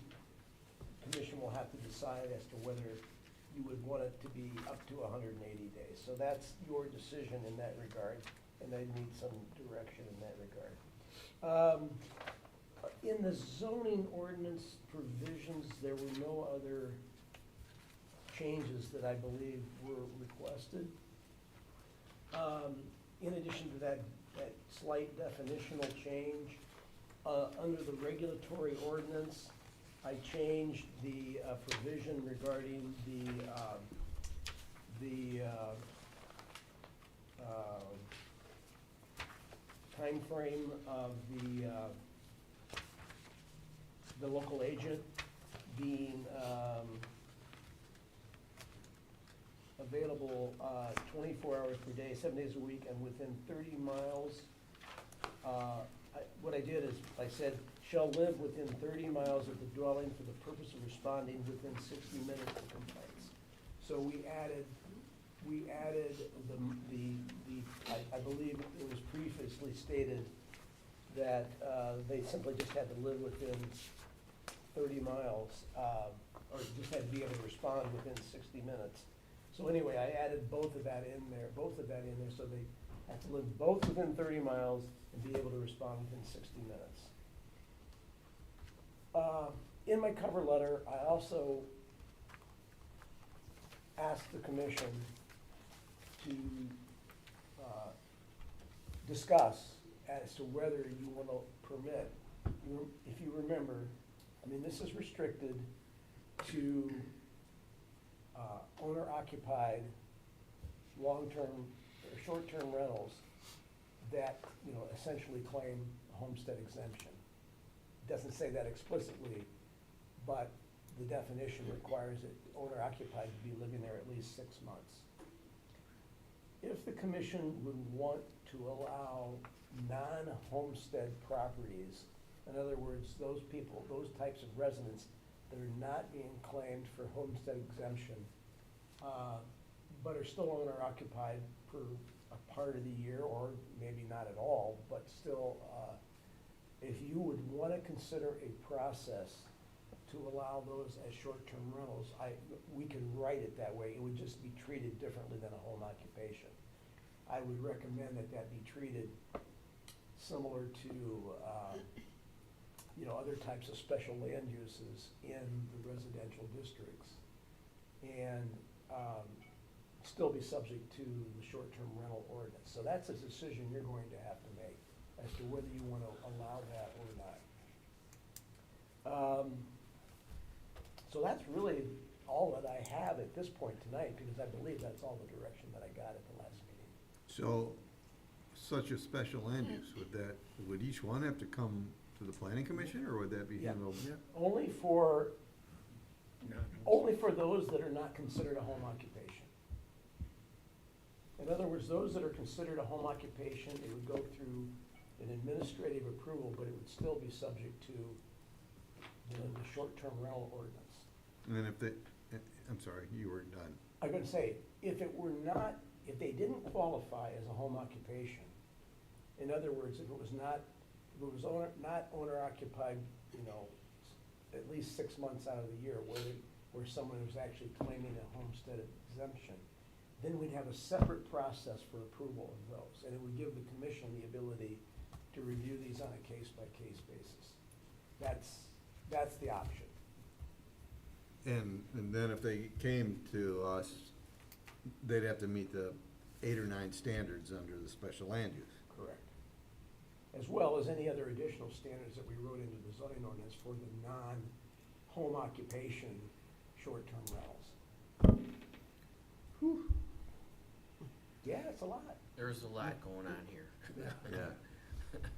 Mr. Sucher. Dick, Yes, sir.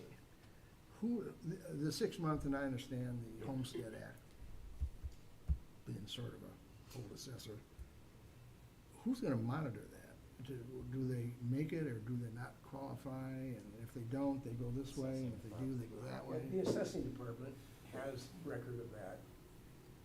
And, candidly, most of enforcement in this township, there is, certainly proactive enforcement that does go on, but quite a bit of the enforcement that we have to do here in the township is based on a complaint. So if you have a complaint basis, the township will go out and investigate it, which they do. And if they make a determination that it violates the ordinance, the people will be written a violation. Last year, over 450 code violations were written by Brian's office for violations of the zoning ordinance. Based on complaints? Based on, Yeah. some based on complaints, but also some based on, a lot of times, what will happen is when there's a building inspection, for example, the building inspector might notice something that doesn't look right from Brian's office, so it's not strictly by complaint, but mostly that's what happens. Okay. The only reason I ask, and then I'll get off this subject, is that 6 month and the assessing office following up on that, they don't. I know. Okay, And I have no admit idea. that. But again, honestly, to all of you, I knew of no other way to write this other than that, is to try to tie it to the homestead exemption requirement, because it's the most logical standard that I could think of. And when somebody comes in and tells Brian they want to apply for this under a home occupation, and they certify on the application that they meet all these requirements, they are saying they occupy that house 6 months out of the Right, year. So if we find out differently, then they falsified the information on their application. That's not untypical, Unfortunately. yeah. But it's not intended for a snowbird who spends 6 months here, 6 months in Florida, give or take a day on either side, nobody's Right. counting. But they claim their homestead in Florida, for example. You can't do both. Nobody's, this isn't, this isn't intended to eliminate them, is it? All this says is you occupy the Okay. unit for 6 months. It says nothing about homestead exemption. So assessing really doesn't, They don't know how. they don't monitor it. No. Belinda? I would just like to say that I think short-term rentals should be classified as non-principal residence, short-term rentals with no homestead exemption, and a special land use only in an entertainment overlay zoning district that is yet to be determined. Because if you have a certain area of the town, I mean, what is our entertainment here? Is it Pine Knob? So if you had a circle around, you know, whatever area in the entertainment district, people could buy homes specifically for short-term rental, but not outside that district. It'd be a way less enforcement as far as the township is concerned, because you would know where the short-term rentals would be at. Just a thought. Say the first part of that again. Short-term rentals should be classified as non-principal residence, short-term rentals. In other words, not the home you live in, not a homestead, an investment property, and a special land use in only the entertainment overlay zoning district that is yet to be determined. We don't have an entertainment overlay, but we have entertainment. I mean, how many people go to, you know, Pine Knob and rent places out? So, I mean, I would think Pine Knob would be our entertainment, and it would make it much easier for the township to concentrate on that specific area rather than the whole township. So, to clarify, you're saying that we would not allow short-term rentals except in that small area? Well, not small. I mean, it could be as big as you want to make it, but yes. And also, can we, forgive me, was it 256 properties on Verbo right now in Independence Township, something like I that? don't know the exact number. 250, whatever, and how many complaints have we had? Last 3 years, maybe? One. For how many properties? One property. So I just wanna make this clear, so we're now considering legislation to roll out to the entire township because of one property? I hear, false claims, too, by the way. I hear what you're saying. If they were or if they were not, I'm really concerned that this seems very creatively written. Like for as much as a week I can study, this is very creative. But it seems like we're really pressing it to push back some people who might be doing really well renting out their homes for a short period that no one seems to care about right now. I mean, do Well, we? other than, I mean, we're getting complaints from homeowners associations. I mean, I think, So that's actually a good point, because a homeowners association has also the right to micromanage their association based on their own constituency, right? My homeowners association has the right to say, we won't do this, we just need a majority vote. I think that's true, right? Yeah, well, Yeah, it's So so we're Depends not, on we're your not the only. bylaws. If you have rules, Yeah, yeah. we would vote on a new bylaw, or Thandera would vote on a new bylaw, right? So they could do whatever they wanna do based on addition and bylaw of their HOA. well, that's bringing up a whole nother can of worms, because HOAs are not governed by the state. Even though there's the Michigan Condo Act of 1978, the state does not even have an arm that oversees complaints for homeowners associations, nor does the township, Right, so would it was mentioned last time, it was not by me, but I had time to think about it. Would we be better trying to enforce nuisance problems versus rental issues that Maybe. don't seem to be there? Like, do we have a problem not being able to respond to noise? I think there was an accusation by one party that there was a problem, and then the property owner came and said, look, there was no tickets ever issued, so how do you prove that there was really ever a problem? If you've ever been down Thandera, if you drive through there, the homes are the streets are not straight and the homes are Right. very, very close to each other, so I can understand that there's gonna be polarizing views, but man, this is a pretty sweeping and broad thing for 36,000 people to have to live by. I agree. Comment? Yes. You know, I kind of agree with those comments, and just to add a few more things to it, the whole time we've been discussing this, I keep hearing assessing's not gonna enforce it, they're not gonna look, we just wrote that in there.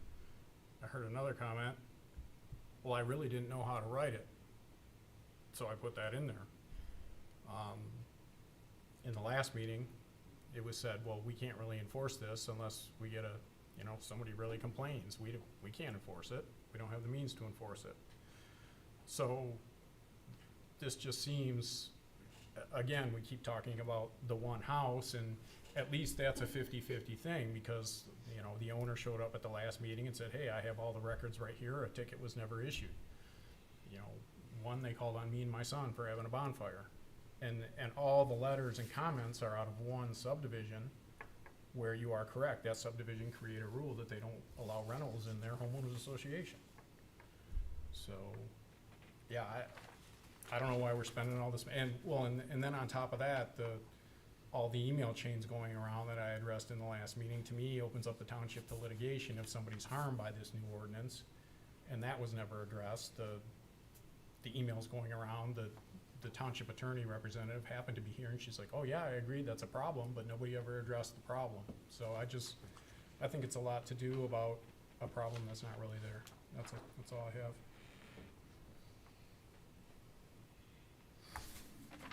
I think it's I like the idea of somehow putting a maximum occupancy on it, because Airbnbs are becoming popular. And I can see a problem where, potential problem getting worse, where you have these short-term rentals that are being housed by a lot of people. I have a problem with making it, I have mixed emotions about making it apply to homestead versus basically letting anybody who wants to buy a property to rent it out 90 or 180 days a year, buying it for that sole purpose. So I have mixed emotions, but I do think at a minimum, we probably should control the size of the occupancy. That's my thoughts. Anybody else? Yeah, Tom. I just had a comment. I think this whole thing started when we were looking for a way to, because we had no rules. We had no way to enforce anything if it was abused, if the rentals were abused. So I think that's where all this started, and whether or not it's enforceable by every little detail, but we just needed something when the system was abused, and I think that's how this started, if I'm not mistaken. Was the abuse related to someone renting a house or being too loud and noisy? Because they're totally different things. I think my issue is that renting a house seems strange to regulate that versus what you would expect from any other person, whether they live there or not. If they're noisy, they can still be ticketed. If they can't be caught being noisy, it's hard for me to believe I want to put a new ordinance on the whole township. It's a tough one to deal with, which is probably why we don't have law, state law yet, so. I will say this, I told you guys last time, I have a piece of property in Port Sanilac that we Airbnb it. And I will tell you, that's not why we acquired it, okay, we inherited it. It's a business. It's not it doesn't sit with me in my mind as a definition of a single-family residential operation. It's a business. I agree. But our world is in a way that where these are being allowed in residential neighborhoods, so.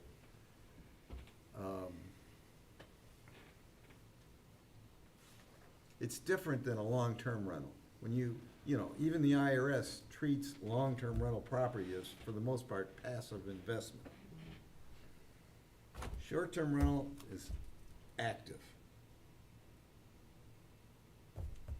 Can we ask Mr. Ottman's opinion on this, Mr. Chairman? You bet. Well, I like the home occupation idea, but I also see Jason's point of view that, in this township, in the last, I'd say, 7, 8 years, really going back to 2017, 16, I've had one complaint about a short-term rental. And it's all items that us as a department, as a code enforcement officer, our code enforcement officer can't really address. It's noise, and we've instructed them to call the sheriff's office. But the sheriff's office, in their procedures and policies, they will go and warn you, and then if they have to come back, then they'll give a ticket. And I think the person that was here last month basically said no tickets have been issued, and that's my understanding also. It comes down to a nuisance issue. Does the property look unsightly, or does it have, you know, we've never gotten a complaint about property maintenance Right. on any Nice short-term place. rental. Right. There's short-term rentals all over this township. They're all over Cranberry Lake, on Amy Drive, in small homes. Yeah. And, I mean, this is the only time we've ever gotten a complaint. Would the commission, Mr. Chairman, be up to maybe tabling the topic until we really see some evidence that there's a problem?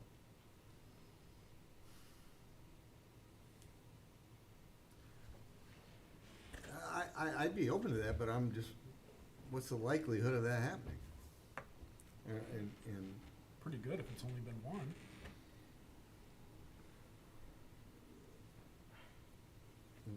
if it's only been one, pretty good that we will see some complaints? That I don't think we're gonna see a rash of Okay. complaints. Yeah. I mean, I'm on board with Jason myself, but I think that's pretty clear. Mr. Chairman? Yes, sir. I just ask, this, if we could get tickets issued in this one case, if there was a problem, would that resolve all these other problems and we wouldn't need short-term rental controls or whatnot, which is what people don't seem to want to put in? I don't really wanna talk about potential litigation on this one particular person. I Well, mean, not it's- litigation, I mean just a Well, that's what ticket. it ends up, a ticket ends up in court. It's a court issued, you know, Well, it's a ticket yeah, I that guess, yeah. it requires a court appearance. And, I mean, we don't have, there's nothing, I mean, there's nothing in our ordinance to write a ticket on, at this point. That's correct. And I don't wanna get into how we would even argue it in court in this particular forum. Belinda? I do have one question. I mean, maybe we could put something very broad. I think even the fire department requires only 2 people per bedroom, if I'm not mistaken, whether it's a long-term or short-term. It's not a fire department, it's a building. It's a Building building code. code. I mean, could something as broad as that, you know, help? I don't know. I think you either have to decide the issue head-on or ignore it. Yeah, I mean, seriously, you know, this concept of it being a home occupation is to me the most fair way you could deal with it. And, you know, there is an aspect of what Mr. Scarborough does say, that once it goes beyond sort of a, you know, a periodic, occasional thing, where it's simply an everyday thing, it is a business. It is a business, and so you have to make a decision.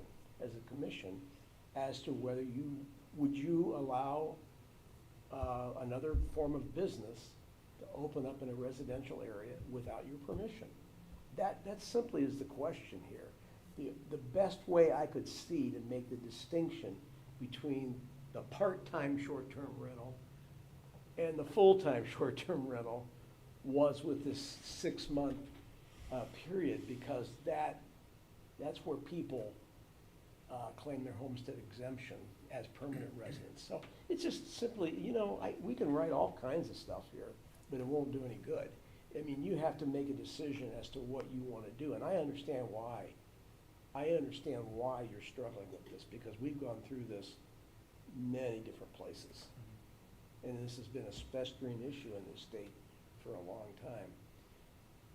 There is several things that are occurring. The state is considering passing legislation to require all short-term rentals to be subject to excise tax.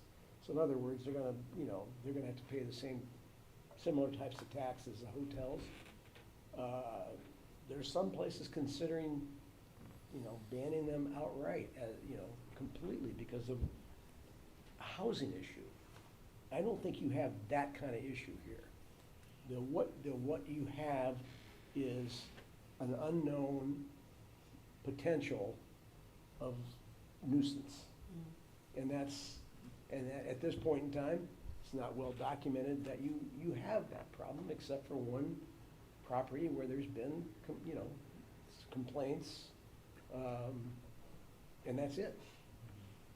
But my feeling is that the approach that we took here, it is the most fair way to consider this from a land use standpoint, in the fact that this ensures that the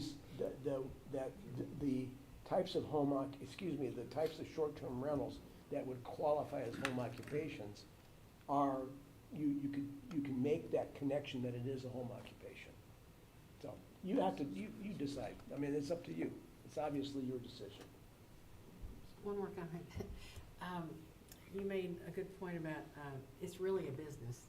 And I guess you have to ask yourself, would you want that business next door to you? I know it's only been one complaint at this point, but even hotels, from what I understand, are starting to buy up homes for short-term rentals. I mean, Absolutely. just because it hasn't affected me in the past, doesn't mean it's not gonna happen in the future. I mean, it just seems like we should have something in there, even if it's not, real strong, something in there to hang our hat on if there is an issue, but especially if hotels are starting to buy up homes to do this, it seems like it could be a problem in the future. I have another question for Mr. Carlisle. Yes. The distinction we were making is 30 days and under for short-term, correct? So if somebody's going month to month? Yeah, I mean, that was for consecutive periods, but not to exceed, and I left that open for you. I had originally written 90 days, but a total of 180 cumulative Well, a lot of days. people who rent a house that are the type of people that, can't buy it or rent, they pay month to month. So technically, I guess they're month to month, right? Could So be, that's yeah. not a short-term rental, because we said it was more than two. It would be regulated as such. Okay. So if I have a long-term rental, let's say they go 6 months next to me, what's the difference there? I get noise complaints, the guy's a screwball, he parks 10 cars in the backyard. I Well, mean, the township is same thing. in process of addressing that, actually, Brian. So we're gonna write an ordinance for long-term rentals too. Yes. We're in the ordinance writing business this year. Well. What other problems can we think of that might happen that we can Oh, write an that's ordinance not, about? that is inaccurate, and that is an inaccurate statement, Brian. And a completely inaccurate statement in that regard. We've had a lot of complaints about rentals.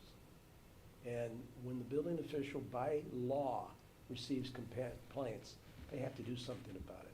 We don't have a rental ordinance addressing that. So I take exception to your comment. So you're gonna have to register your long-term rental as well? Possibly, yes.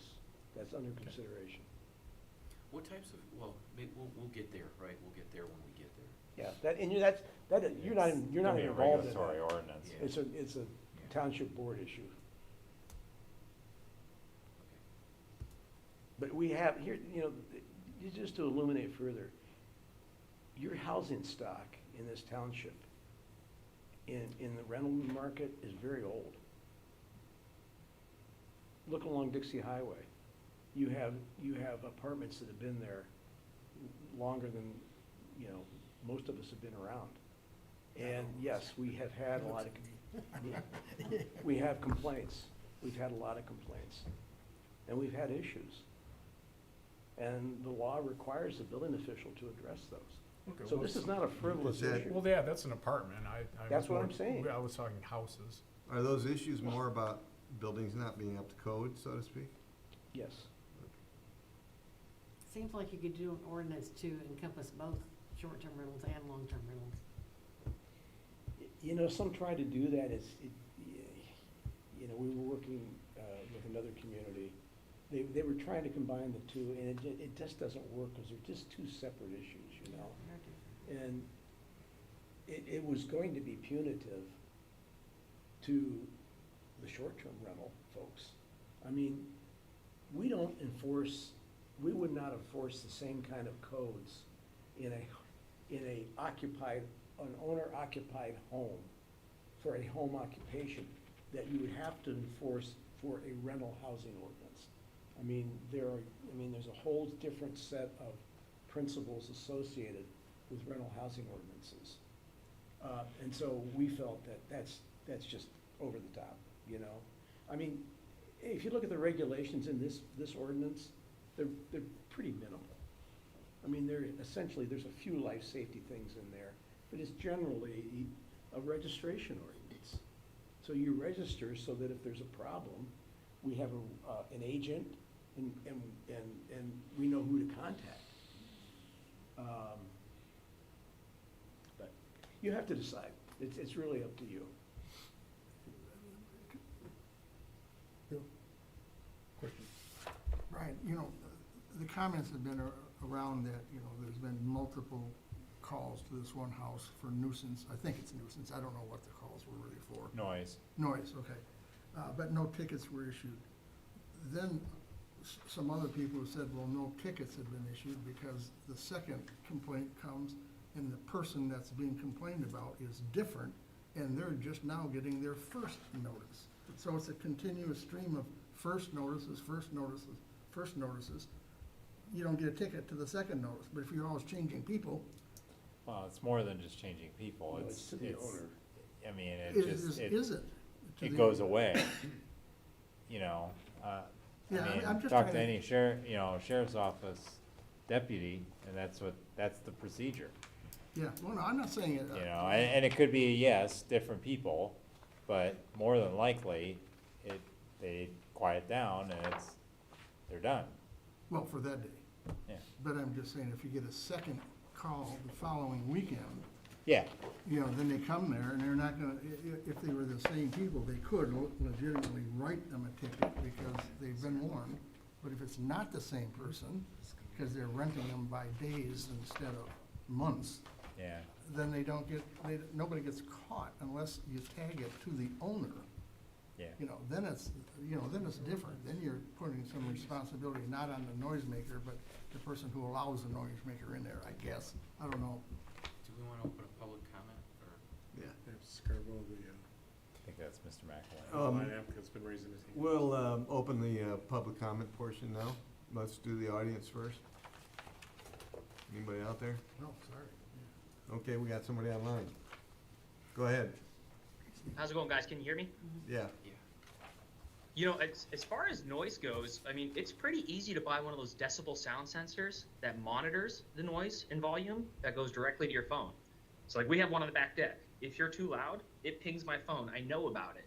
So, as far as noise goes, it's really easy to monitor, and it's really easy to patrol as a homeowner, right? If you're too loud on my back deck, it dings. I know you're on the back deck. I know you're being too loud. I can make a phone call. As far as complaints go, the cops were called 4 times on the same group of guys. And all 4 times when the cops came out, they didn't have any issue.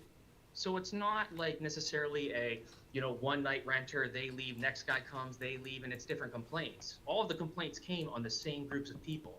We can track it that 4 times the police were called on this same group of guys, 3 times the police were called on this same group of girls. So it isn't necessarily that as the issue. Yeah, that was just kind of my comment in regards to noise, that it's easy to monitor. Is it easy to fix?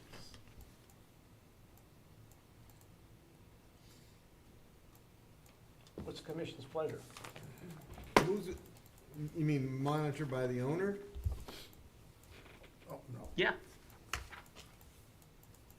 Yeah, as a monitor, as an owner, it's something that I definitely monitor.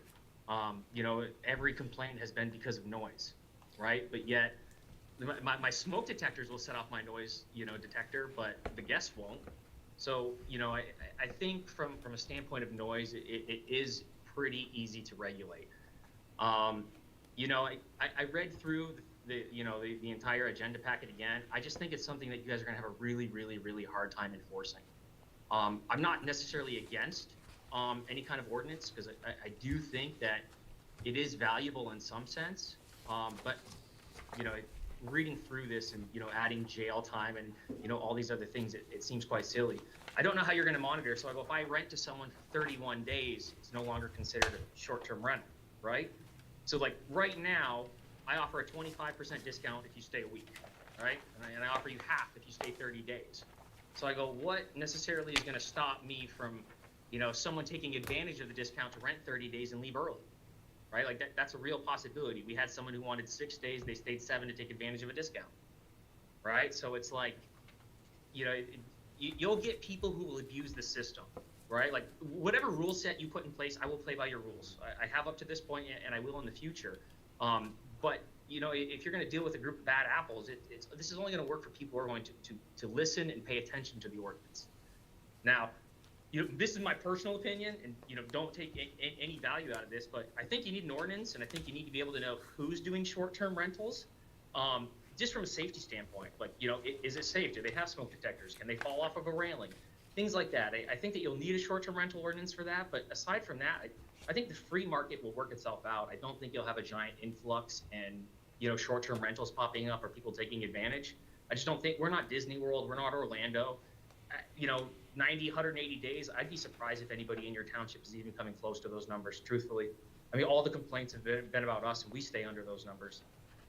So, with that being said, the maximum occupancy to 2 per bedroom, I have 13 bedrooms. That allows me to have 26 people. I would never do that. I wouldn't do that to the neighbors. I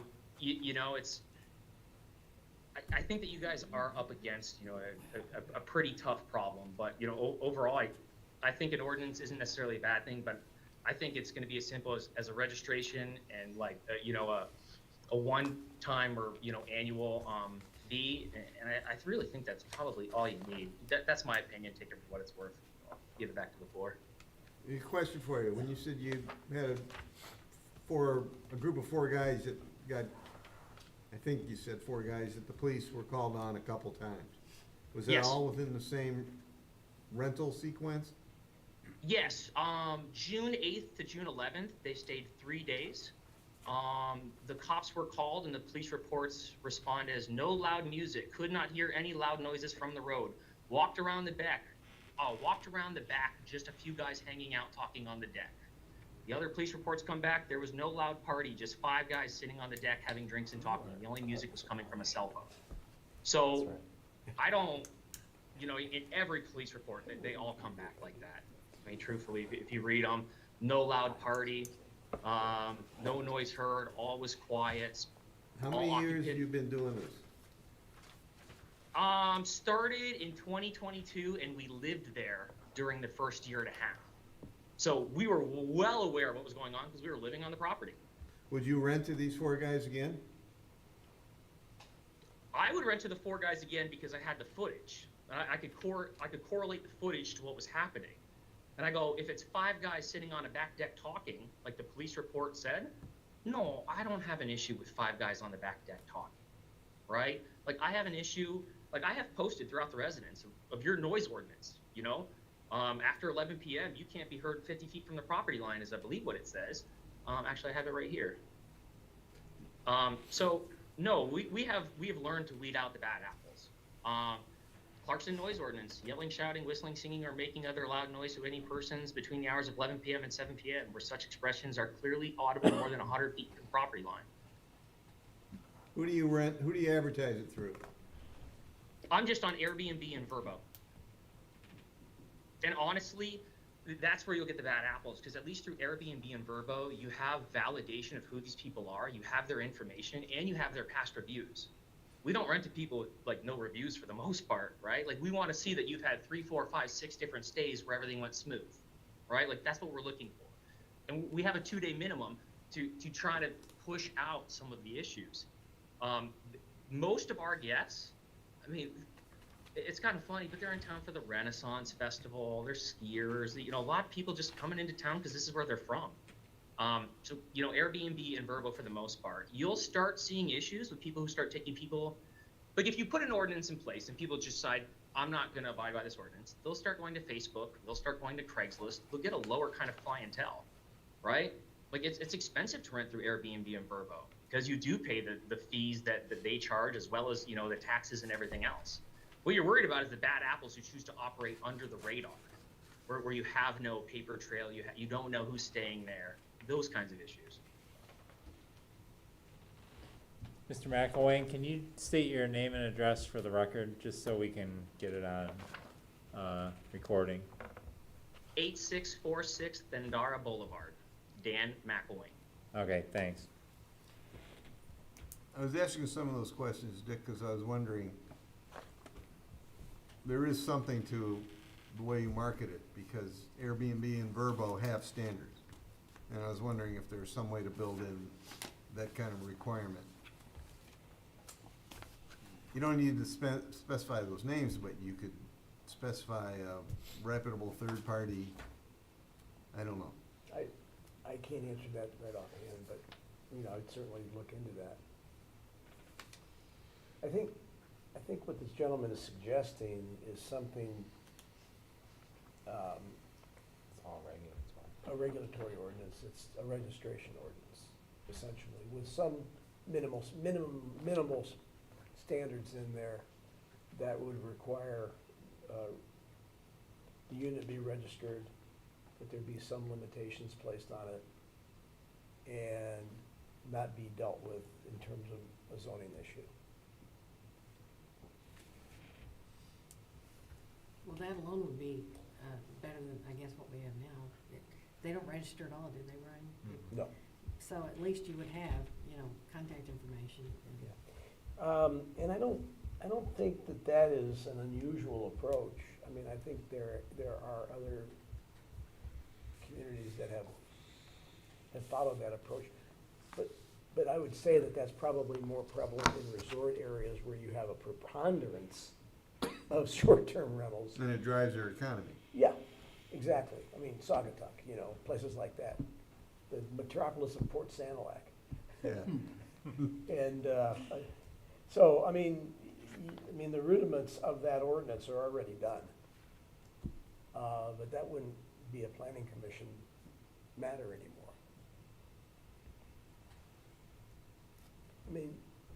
I mean, you can always institute, if you're uncertain right now, you can always institute the zoning regulations later. Would he suggest would that guy, I mean, he said it would be out of our hands, but would that be acceptable to you guys if the township were to go that route? A registration ordinance? Is that what you're saying? Yeah. I have no problem, that's not a bad idea. I mean, we're not setting in stone the future of the township tonight only. If there's an issue, we can, I don't ground my children before they do something bad, so I'm just concerned, even though sometimes I might want to. That's not what I heard. Not a bad idea. Like, I just feel like I don't wanna say we're overreacting, but we're preempting something, right? I don't know that it's necessary at this point. Why are we here doing this, right? So, makes sense. I think the registration would allow Brian to start tracking it and keep data on it. Yeah. and Yeah, it allows us to work cooperatively with the building department to ensure that inspections are you being could require an done. inspection That's and reasonable. track That's- it. Yeah, that's, Yeah. I'm totally for that. That's what a regulatory, You guys? I think you know, that and then would be every so amenable. many I would go with years, that. So, it'll be inspected again, you know, or yearly, Yeah. so. I think that's the safe- any other comments from the public? Yes, yes. I think Okay, Yeah, just one more, because, I mean, basically, the issue that I'm up against, and we have worked our butts off, truthfully, but we have a group, we're being bullied, right? Like, all of your complaints are from me. And I'm really truthfully sorry for the burden it's put on you guys, for the burden it's put on the police, the burden it's put on, 911 dispatch, but we're being bullied, and we don't really have a real leg to stand on. So, like, without an ordinance, you're gonna get a group of vigilantes running around trying to, catch people, or, have kind of, lawsuits. They're gonna end up suing people. It's just gonna turn into a giant spiral. I mean, I do think that you need a way to regulate it. Otherwise, you're gonna have what I have is, constant headaches. I mean, 22 complaints and none of them are real. I mean, I don't have a way to deal with these people. Like, I'm being bullied, and I don't have a good solution to my problem. So at least if there's an ordinance, I can go, as far as the city is concerned, as far as, the planning, I'm crossing my T's and dotting my I's. Up to this point, I've had constant contact with everybody at the city. I mean, everybody knows exactly who I am. Everybody knows exactly what we're doing. And we're still kind of being targeted like this. So, from that standpoint, I mean, I kind of need something to stand on to get this to stop. So, for what it's worth. Okay. Thanks. Well, if he's registered, he'll be in compliance. Correct. Yes. so I imagine the next step would be to table it, to provide the township board an opportunity to consider Yeah, a I mean, that- registration ordinance? I mean, I brought the registration ordinance before you because it was really relevant to the zoning ordinance regulations. So if you simply move to table indefinitely the matter of the zoning ordinance, then we'll move forward with the regulatory ordinance with the township board. Do you need a recommendation from us that the township board consider it, or that's a moot point? I think I don't think that would be a bad thing, is to table, to include that in your daily motion. I mean, the minutes will be provided to The the minutes will be board provided, I mean, in we their can packet. certainly reflect that, the fact that the commission has discussed this. And it sounds like there is at least some belief or consensus that a registration ordinance would not be objectionable. But it really, at this point, you're done with this matter, really, so. I'll make a motion, PC file number 2024-001, to table the matter and direct planning and staff to consider a regulatory regulation with the township board. Who supported it? Jason? All in favor? Aye? Aye. Opposed? Motion carries. Thank you. Next item is the tree ordinance discussion. Mr. Carlisle's got a short presentation for us where he's gonna do a brief discussion of a tree ordinance with the goal of seeking some feedback so he can then gather the scope of what such an ordinance would include and prepare a budget and seek approval from the board for that budget and draft it. Correct. So, Well, I provided you with a memo, and I'm giving my apologies for not getting it to you before tonight, but I was gone last week, and we sort of arrived at, the chair and Brian and I, at the need for this memo. So I was just able to prepare it this week, so sorry for that. You might need more time to digest it, but essentially, what I've done is outline what the content of a tree and woodlands protection ordinance would be. And this is all generalized, okay? I mean, there's a lot of specificity that are included in most ordinances that are tailored to what you as a commission, believes the community needs.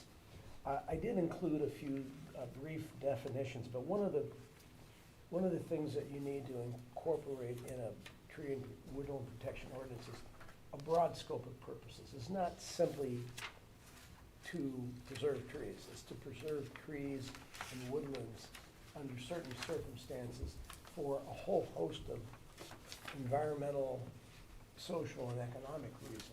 And so that has to be well stated in the ordinance to make that ordinance defensible. I've included these definitions so that we have sort of some common terminology. Building envelope is areas in which building occurs. Clear cutting is a removal technique of completely clear cutting property.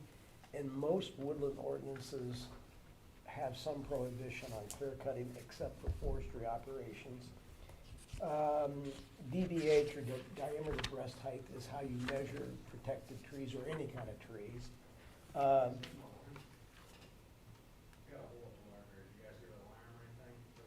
Didn't hear it. Yeah.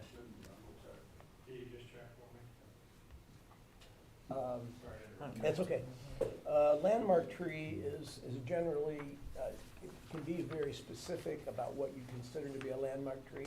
But it's typically, a tree that stands out because of its species or historic significance, the age of it, the size of it, the species of it. Again, we'd be more specific in that regard in terms of what you consider to be a landmark. Sometimes you'll see them called heritage trees. A protected tree, again, is you have to define what you mean by a protected tree. You don't protect all trees. I mean, there are invasive species, for example. We refer to them as trash trees, that you don't protect in a woodlands ordinance. But there are some significant types of trees that you do want to try to protect. And then a tree and woodland survey is simply a survey that requires, and by the way, we do require tree surveys in our current site plan ordinance. And you just haven't had a site plan before you yet that had trees, a wooded site where the tree survey has been included. And we don't always require that individual trees be shown. If it's a mass of woodlands, we'll allow it to be more generally described. But we have for a long time required tree surveys to be submitted with site plans. So the real key for you will have to consider is the lands to which you want these things to apply. Most ordinances will require it to apply to property for which a site plan or a site condominium plan or a subdivision plat or some type of development project is required. And to enhance the effectiveness of the ordinance as well as defensibility, it will frequently apply to all other parcels over a certain size. It could be 3 acres, it could be 5 acres, it could be 10 acres, it could be whatever you decide. There are always exempt properties, agricultural operations, forestry operations, neither of which we have any of that much here, public utilities and public road right-of-ways, and then other exclusions are typically found in the ordinance, such as dead or diseased trees, invasive species. There are trees that do pose a danger for safety reasons, and where there is an emergency, where you have downed trees or trees that have been damaged because of natural emergencies. Typically, outright prohibitions include clear cutting and removal of protected trees without a permit. He also incorporated in the ordinance is site development standards, typically what you're going to see, wait a minute here. Typically what you see, and I think something got excluded here inadvertently. For land that is associated with a development plan, meaning a site plan PUD, building envelope areas and other associated site improvements are typically excluded from tree protection. And then the areas outside of that are included as part of it. So any required improvement on the site is usually not subject to tree and woodland protection. On the other hand, you want to have standards in there that encourage the consideration of tree preservation to be integral to the preparation of the site plan. And then for other properties, a tree removal permit for properties that are large, whatever size you decide, is typically tied to the total amount of diameter breast height, or total amount of removal within any 12-month period. And that also excludes building envelope areas. For example, if you're building a home on a piece of property, that area is excluded. And then frequently for trees that are removed that are intended to be protected but have to be removed, there's usually some type of replacement requirements. And then there's an administrative requirement. I mean, a lot of this would be coming before the Planning Commission. However, there'll be things such as properties that are not subject to a development plan that will simply be an administrative process, like we do with wetlands. You know, wetland permits that are associated with the site plan come before the Planning Commission. You're the Wetlands Board, so you'll be the Tree Board. Wetlands that are not subject to site plan approval are done administratively. So that is the scope. I mean, there's a lot of nuances and details that you'll see in ordinances that communities have passed. I gave you examples, I think. Was it Orion, Oakland? Ann Arbor. And Ann Arbor. Tried to give you some contrasts. Troy was another one. They've taken a little bit different approach, but you know, each one is somewhat different, but they all sort of follow these same general principles. So I will be honest and tell you that there have been 3 other times in this township that tree protection or tree and woodland protection ordinance has been proposed and have not proceeded. So that is the general scope. And you know, I thought it was important in talking to the chair and Brian that you sort of understood and had a good understanding of what you're getting into here, basically, with proceeding with a tree and woodland protection ordinance and what the general scope of it entails. So this ordinance would not just simply, I mean, as I suggest here, would not just simply apply to development property. It would apply to all properties that are over 3 to 5 acres, or any other properties that are subject to some form of development plan approval. So I think in a nutshell, Mr. Chairman, that's it.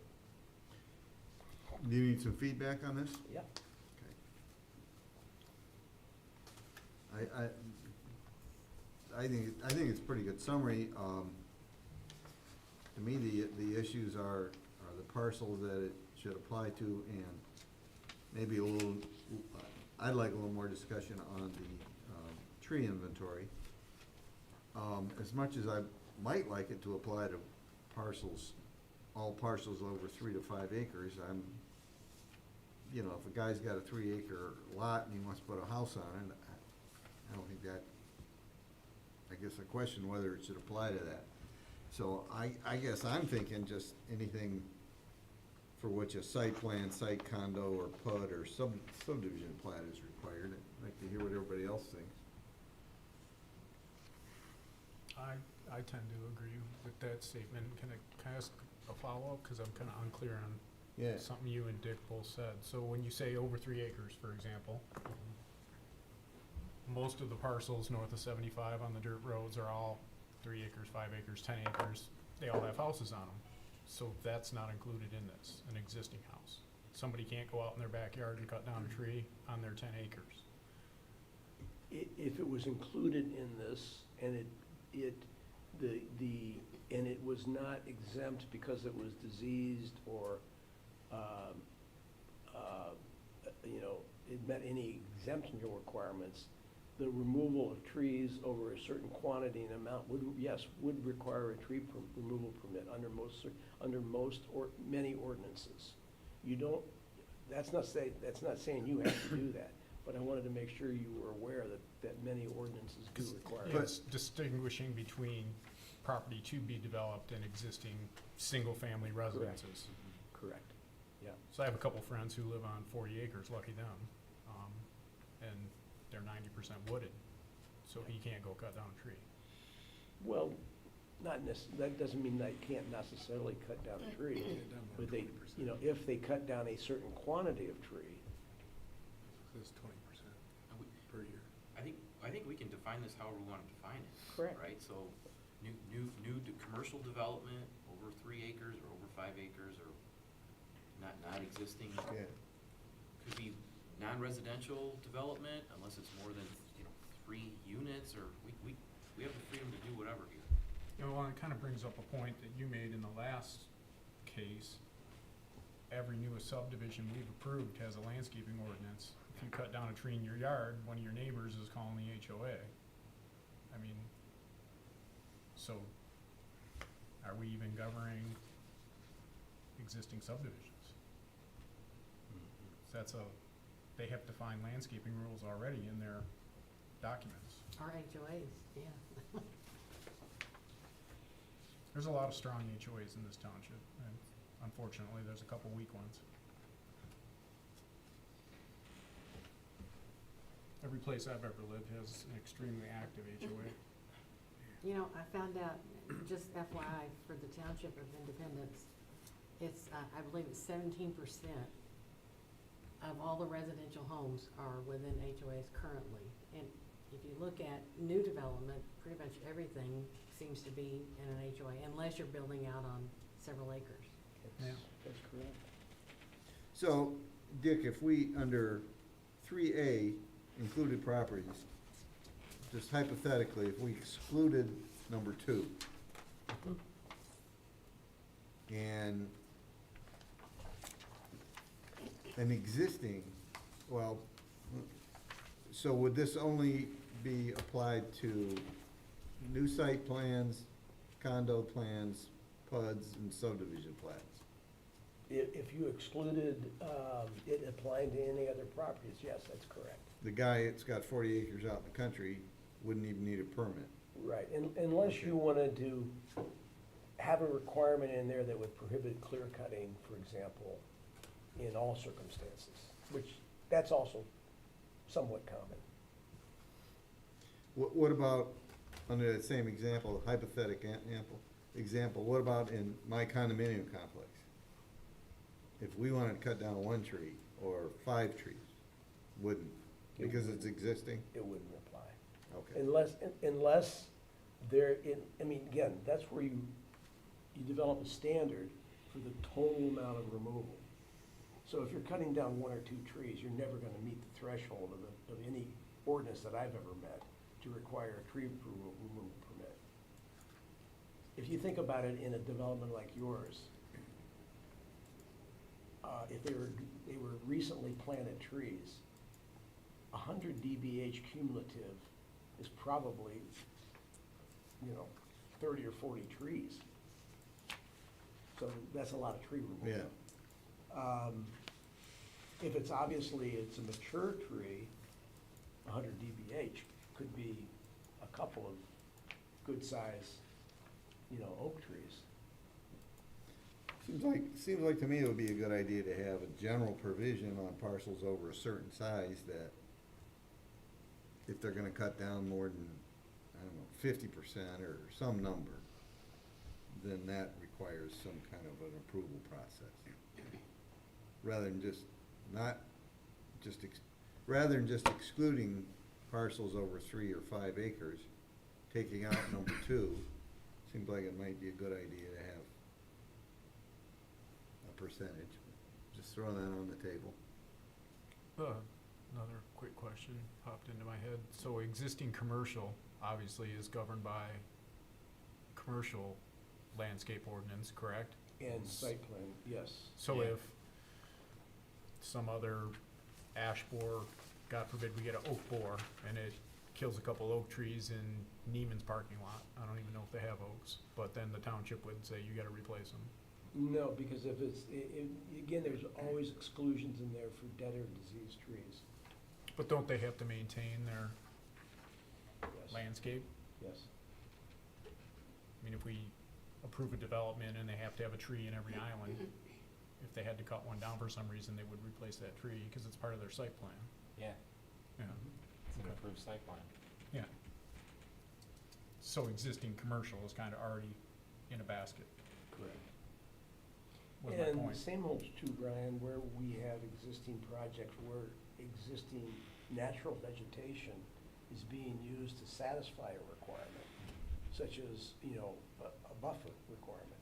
And you probably, there's been, if you think about some of the residential projects that you've approved in the last 10 years, you have a number of situations like that.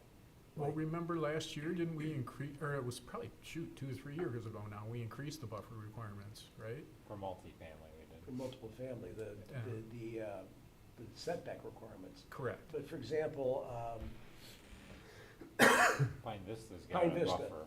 Pine Vista used a lot of the natural vegetation to satisfy the buffering requirements. So, that remains enforceable if you have an approved site plan and for some reason trees are removed, that's something that is enforced, and the Yeah. township, has enforced that in the Yeah, past. it's labeled as natural buffer Correct. on And it's- on the plot, site plan, yeah. That's Yeah. correct, yeah.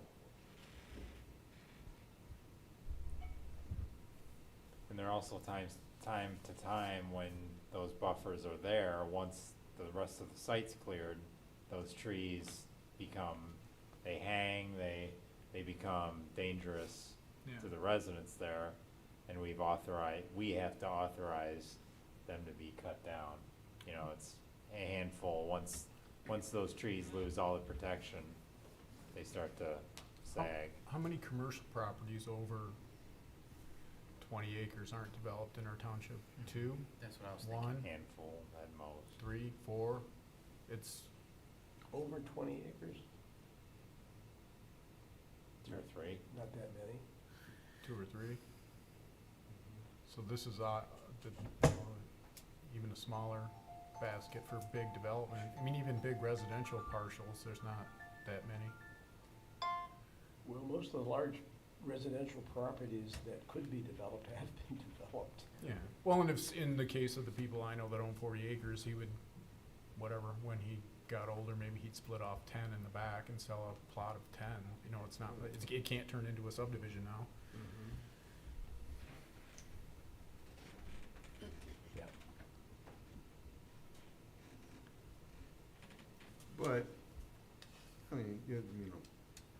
we got 10-acre parcels, 5-acre parcels that can be developed as a commercial or small housing complex.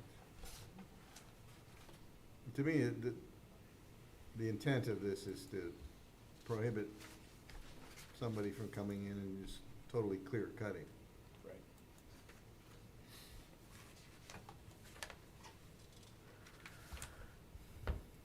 Well, the approach that you're talking about was the approach that Troy has done. If you read that ordinance, that is exactly what they have done, and so far, it's been pretty effective. Now, Troy has, mostly infill type of development now. Yeah, I was gonna say, they don't have a lot of open land either, do they? No. Minimal.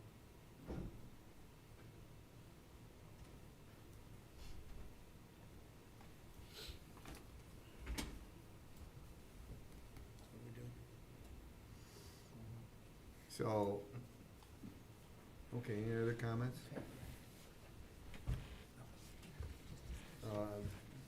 Can you talk about the inventory plan? Sure. What do we do right now?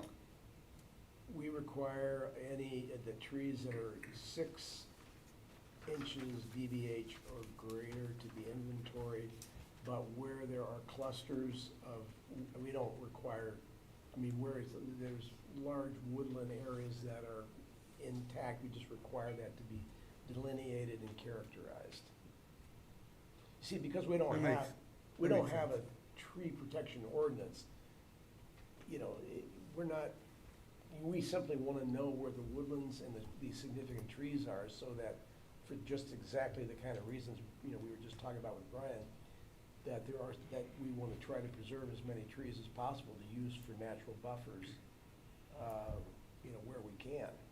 So, but that's what the ordinance currently requires. And I think there's ways to require a tree inventory where you reduce the expense of the inventory. I could see not requiring them, and as you alluded, the building footprint and roadways and utility easements. But there's always flexibility where they can put those. Correct. So my thought is, to some extent, we should try and encourage them to locate those in a way that it preserves those, and particularly landmark trees. Right. And you can reflect that in the ordinance.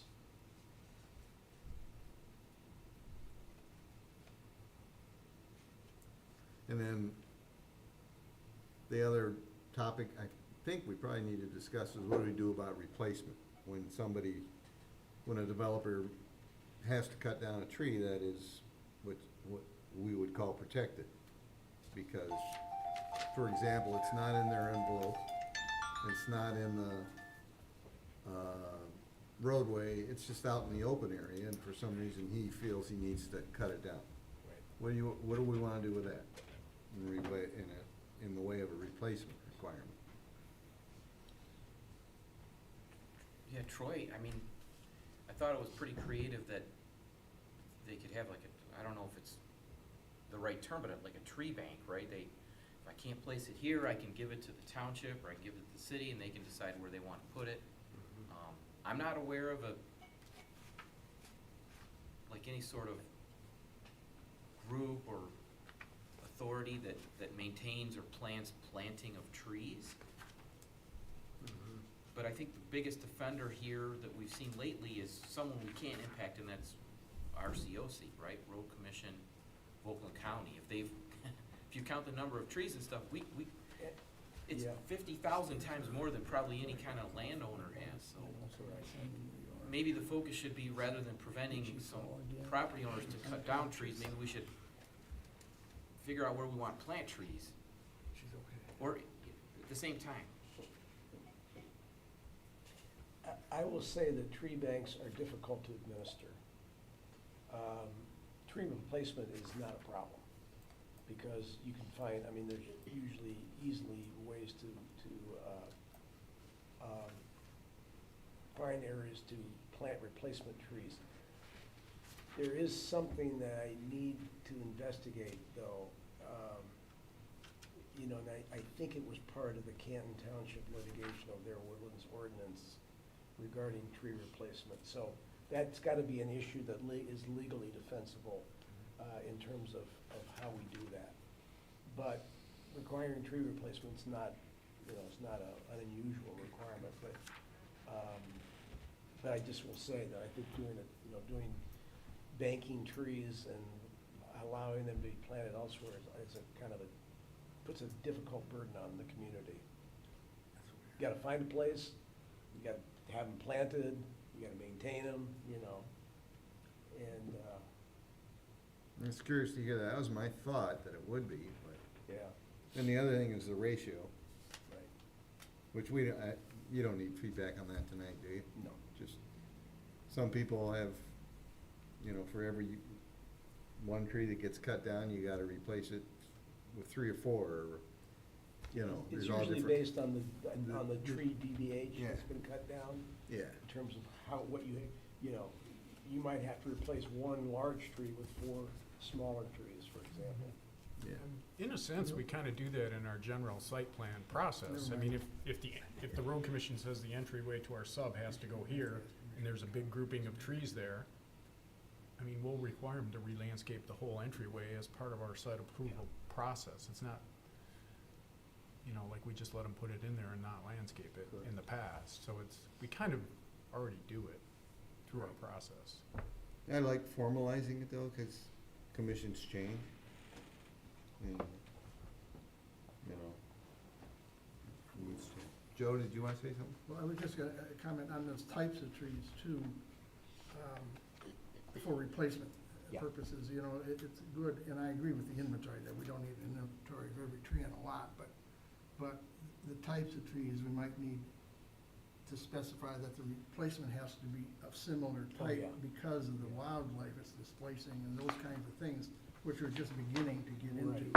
But Well, it's and you really do want to specify what you're replacing it with, because there's certain types of trees, even though they may be non-invasive, they're not desirable now because of disease issues. Oh, yeah.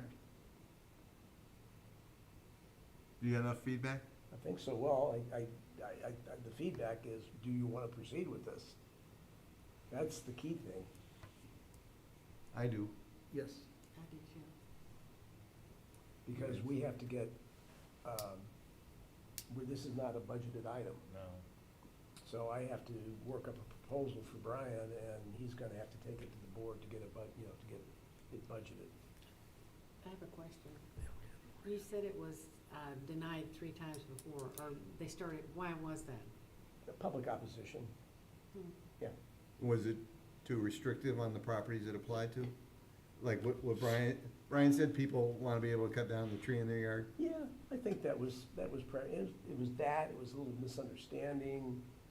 Being an arborist was the last time, I remember with Kittle. It's like we had. Excuse me, get say one that like again? There was Like an staff, arborist, yeah. staffing concerns back when Oh, we did it with Mr. Kittle.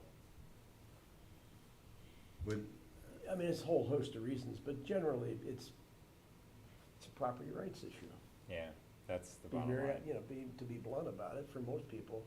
But it looks like you're gonna eliminate, if you take out that one requirement, you're gonna eliminate most of the reason for that to be a concern. what's that, A2? Yeah.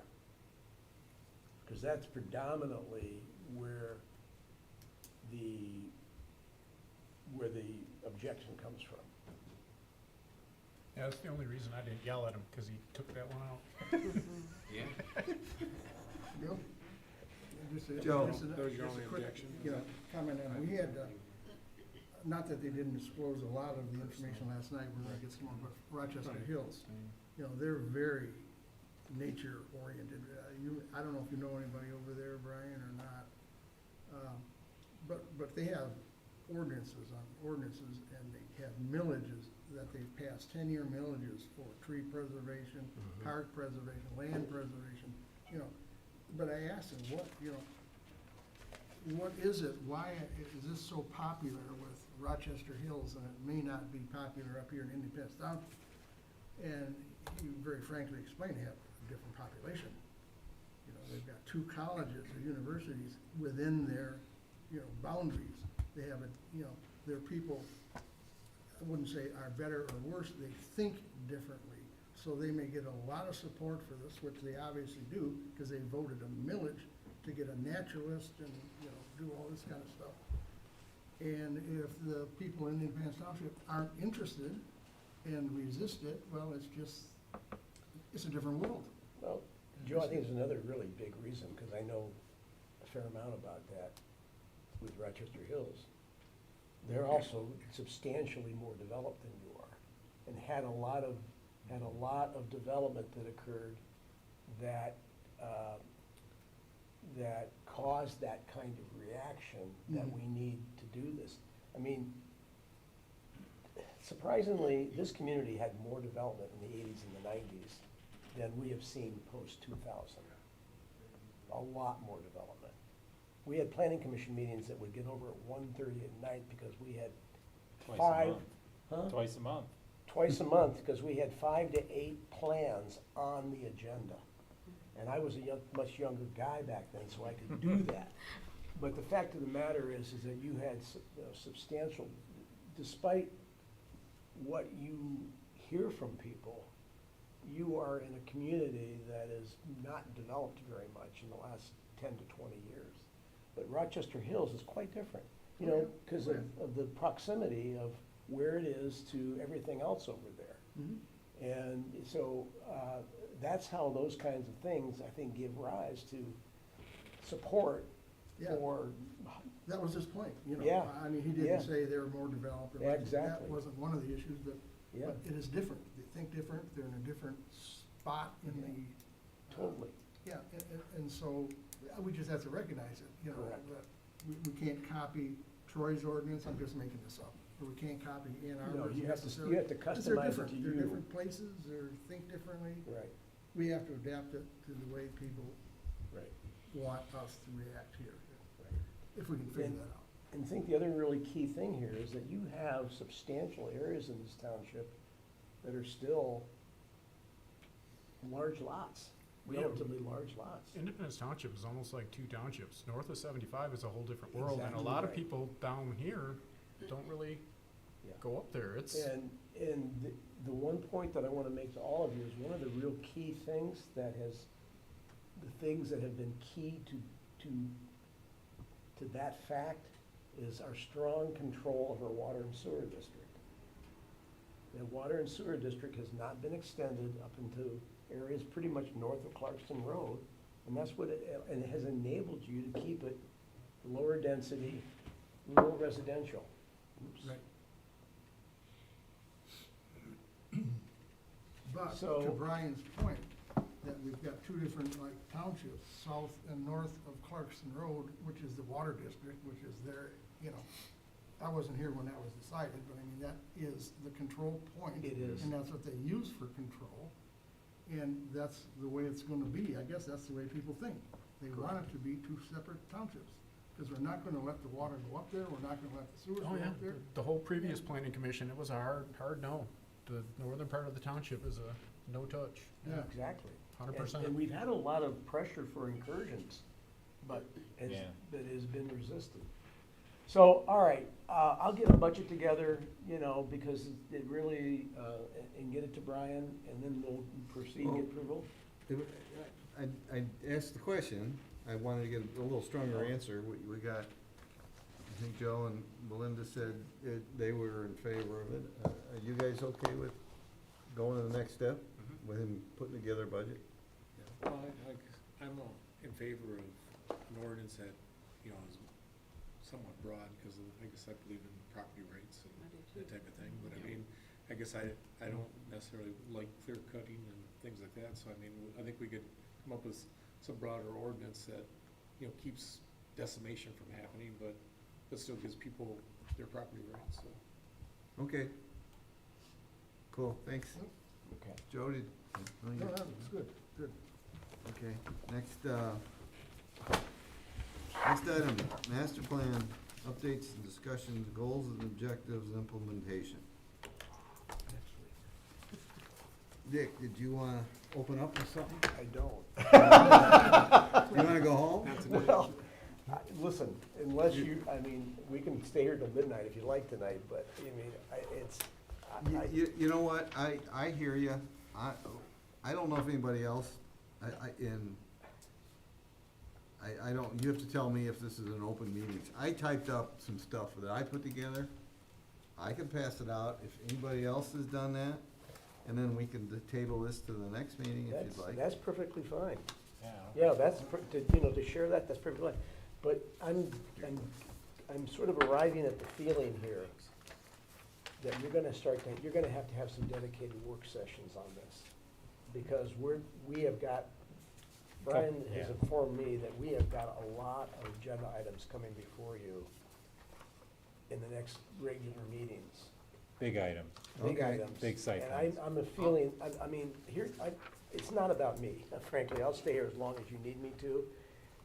But this master plan is your one chance here to get this master plan, you know, in the direction that you feel as a commission that it should be, you know. And it deserves dedicated discussion. And it's pretty hard at 9 o'clock at night for us to, focus on that Okay. after having some pretty heavy discussion tonight on several other items. It's just my observation and my advice to you. Let me say this for the, I don't think Ron was here, and Brian left early, so what I passed out was, and what Dick did tonight was in response to the discussion about having the tail end of the master plan, the implementation, have more specific tasks or objectives that we would accomplish. Yeah. And Dick sent out some examples of some other master plans that had that. And just so maybe you can narrow it down for our next meeting, my thought on it was I like the matrix that were put together. Yeah. And I can't remember which was which, but Was it Ypsi Township? Ypsilanti Township? some of them where the narrative part got too wordy. Yeah. I thought it was too wordy. One of them was real short, and I liked it because I think our master plan talks a lot about promoting and trying to do this and trying to do that without narrowing it down. Yeah. And so that's what I like. That's just my feedback. Anybody else got? That might have been, was that Berkeley maybe? I think it was. Yeah, It was Berkeley. yeah. It was Berkeley. Well, Mr. Chairman, the thing about this too is, as you pointed out, and I'll be brief about this, is that it's almost a work plan for you. And that's what these have turned out to be for these communities, Yeah, so. okay. Anybody else got a comment? Just a comment, I'm following up on what Dick said, or, Brian as well, that you're gonna have a lot of work coming our way or something like that. Do we need to have, because I agree, we need like a workshop setting to go through this, at least I do. Not at an agenda item at 9 o'clock at night or 8:30, maybe a couple hours starting at. I was gonna say, if you think about being able to dedicate a couple solid hours of focused discussion, you'll probably get through a good, much of the master plan, a good part of it. So Brian, why don't you send out an email, try and schedule a meeting, and or you wanna do it right now? Like we did last time? Fourth Thursday? Like I say, we used to have meetings twice a month when we were busier. Like I say, we kind of went to the second Thursday as our main meeting, but it used to always be the second, fourth Thursday. Kind of reserve the fourth on your calendar. That'd be the 25th? Yes. That's good for me. Good for me? Yep, me Good. too. No, sorry, that's not good for me.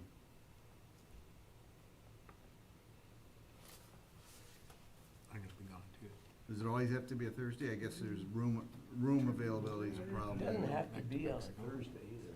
No, it's just, we'll have to check Oh, the We have a township plan. calendar, so, Brian, too, I would like to have Megan here for that Everything like discussion. last week. yeah. And she's not available on the morning. I don't think so.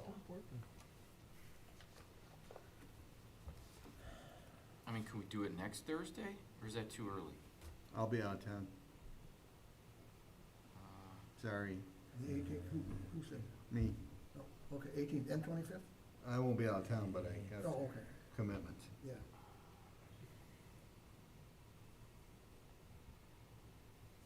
I mean, I'm open for another day, besides Thursday, if we wanna do that. I could do May 2nd, but it'd be nice to do it sooner than that. Is daytime a problem for anybody? Probably. Sometimes, Tuesdays and Thursdays are when my babysitter comes in I from my can wife. work around them, Yeah. as long as I know. I usually work from home Monday and Friday. Monday and Friday. How about, I throw out Tuesday, April 23rd? The township board.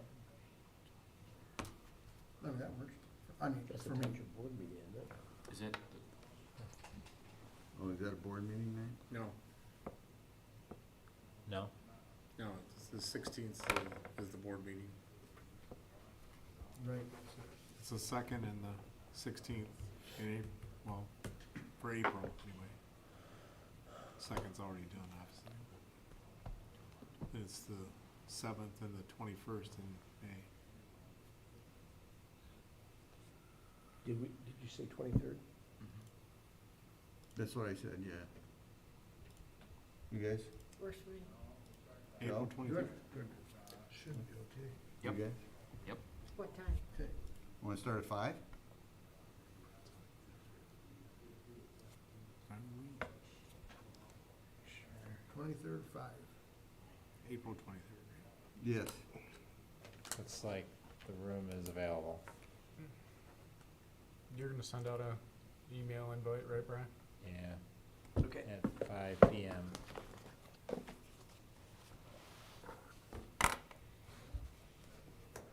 See, I saved you all by bailing on you, didn't I? Thank And you. I want to thank you for that. What's it? Yeah. I just, Some discussion. 3 hours of discussion, you won't be fresh on this, I know. You're right. You're right. Next okay, we're ready to move on. Next item is regular minutes, March 14th. I had a couple minor corrections on page 3 of 11. 1, 2, 3. Well, one of the bigger paragraphs towards the bottom, Chairman Scarborough explained his issue with some of the development. This is on Yeah. Mel's. Development plan, I don't like the term plan because that means that it's talking, that to me that reads it means I'm talking about the plans. I had an issue with the development agreement, so I'd like that to go to agreement.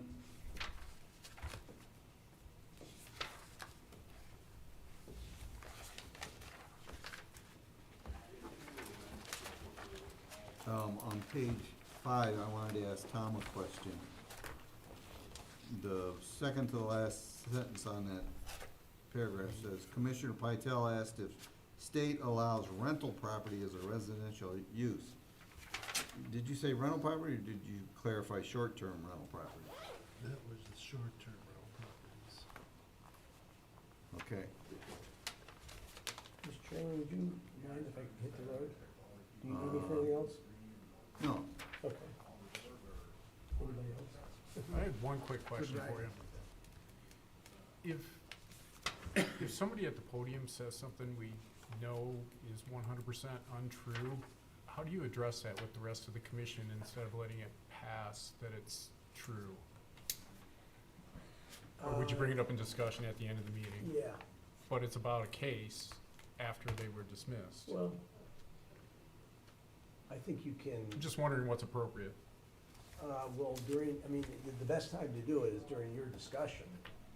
If you During have- that case? Correct. Okay. Not after the fact. Yes, okay. And sometimes I'll do that too, if I notice there's some factual thing that needs to be corrected, I'll make sure the commission knows that it's not correct, but yes. Okay. But I may not know it's not true either, so. Because, I mean, you don't want to directly interact with them and cause an argument No, or whatnot. no, but but it's- I would make note of it and then bring it up during the discussion, your discussion. Okay, thank you. Bill, what page did you say, Tom, comment?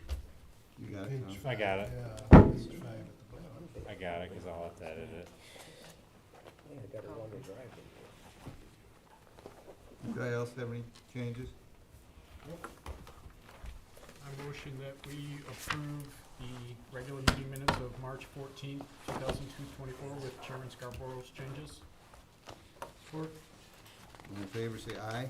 Aye. Opposed? Thanks. Abstain, since I wasn't. You weren't here, okay. Next is the minutes of March 28th, and guess what? I had a few corrections. I read those, I didn't see anything. Page 3. About a third of the way down, paragraph starts Chairman Scarborough, the sentence says, makes sense to reduce the number of properties zoned for those types of uses. I don't know if I said zoned.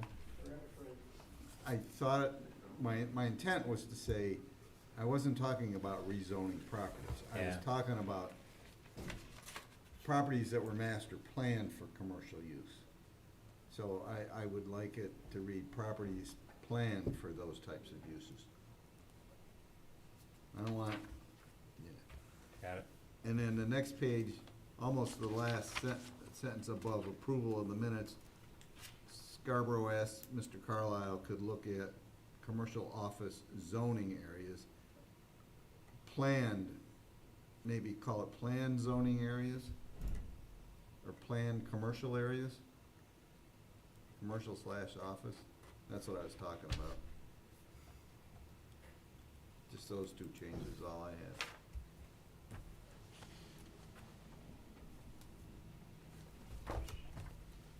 I motion that we approve the special meeting minutes of March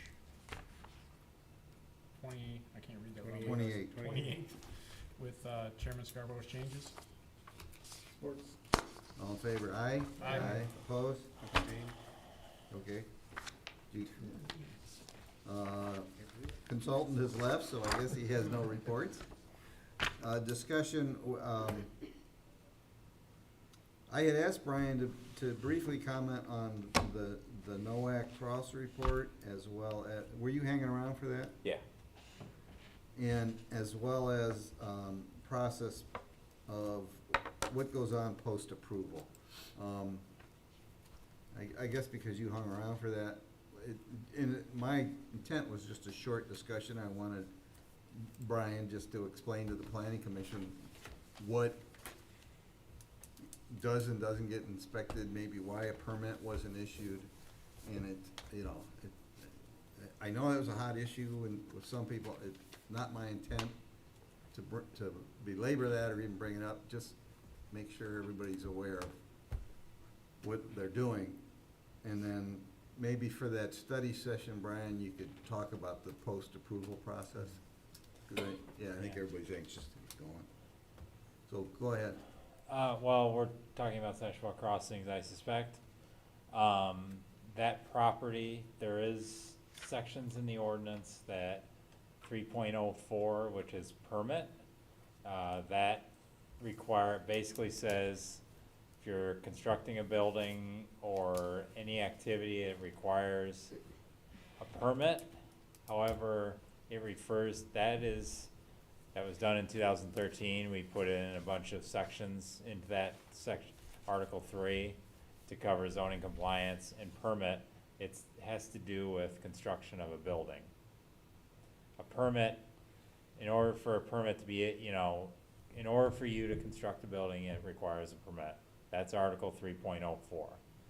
That's what the building official handles when that's his authority to issue a building permit on top of the building code. So, as far as Sashwell Crossing goes, we don't have a grading permit. We don't have a tree clearing permit, as we all just talked about. So there's nothing in our ordinances currently to stop a property owner on his own property to dig, fill, clear trees, not clear trees in our ordinance currently. And I'm covering the general code of ordinances too. We don't have anything that authorizes that.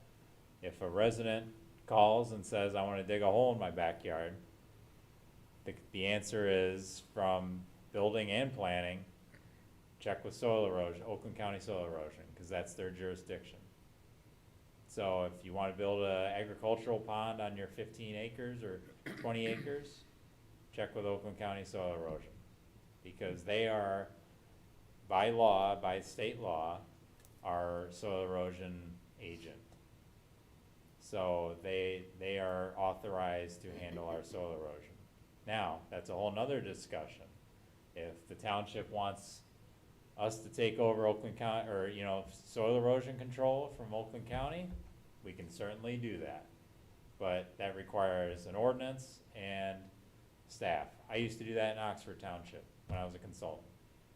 So, because I was certified. So, that's the bottom line with whether it's Sashwell Crossings or any other development, for that matter. Or non-development. Because 3 days or 4 days of activity is not an active construction site. He had no state permitting like we typically require.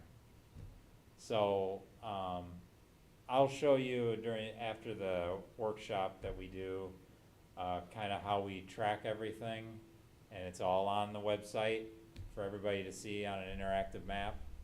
But, we just scheduled a couple pre-cons today. One for across the street, the Meyer. I just sent that out, and it's until we will not let people move. I mean, right now they're plucking trees, but we need all their permits in hand if they're gonna do underground. That's utility permits through the state. And if you wanna grade, you need a soil erosion permit at minimum. And you need to post all your bonds for the project, and that's based on cost of construction. And also inspection escrow, which is based on cost of construction, that Jason reviews as part of, they submit that, their engineer submits how much it's gonna cost to do everything. Jason reviews that, there's a percentage that's put into inspection escrow. Currently, by ordinance, we inspect sewer and water. We do not inspect storm sewers currently. We're working on changing that, but that requires an ordinance. But we're working on it, and we've also told developers that this is coming. So, typically, all of the storm sewers are reviewed on as-bills, because at the end of the project, we get as-bills, and once the as-bills are approved, all their money, their bonds get sent back to them. So, and whatever inspection escrow is there gets refunded. Then the project's closed. During as-bills currently, and in the past, we didn't get many as-bills. But for the last 4 or 5 years, that's what we do on every project, whether it's Art and Jake's, as small as Art and Jake's, or the surgical center, to a large project like Eagle Ridge Phase 2, with 49 homes, or whatever that is. So that's how we do it. We review storm sewers based on their as-bills to prove that they're gonna function. But now we're looking at actually inspecting them while we're looking at water and sewer. We're gonna look at storm because of potential concerns.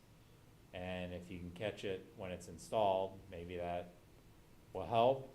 The challenge is for the township not to be, once we turn these over, it's a snapshot in time, things change. 20 years from now, 30 years from now, the township will not be liable for somebody's storm sewer clogging because the HOA refuses to maintain their storm sewer system. So, go ahead, Joe. Well, that was my question, but I think you sort of answered it. So you're also talking about the changes to looking over storm sewers beyond the sewer district, right? I mean, private HOA controls. Well, they get turned over to the HOAs. Right. By the developer to control them. The only public storm sewer we have in this township is the Stashawa drain. There's hundreds and hundreds of private storm sewer outfalls in this township. And we do not maintain those. Right.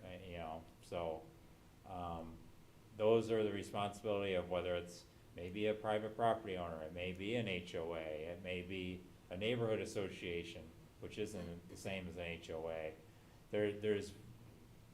Those are all private systems, and it's up to the HOA or whoever to maintain those. It's not a township responsibility. It never has, it never probably will be. And you can go to any community around us, and it's the same for those two. So I read in the paper that the township is considering a camera, is that right, for? That's for sanitary sewers. Yeah, sanitary I know that the Department of Public Works, they TV what's called TV, like with like a robot and stuff to inspect their lines. I think he's had almost every line in this township inspected by now, or at least and that's driving through with a robot to figure out if there's cracks, vulnerabilities. And that would not include No. stormwater?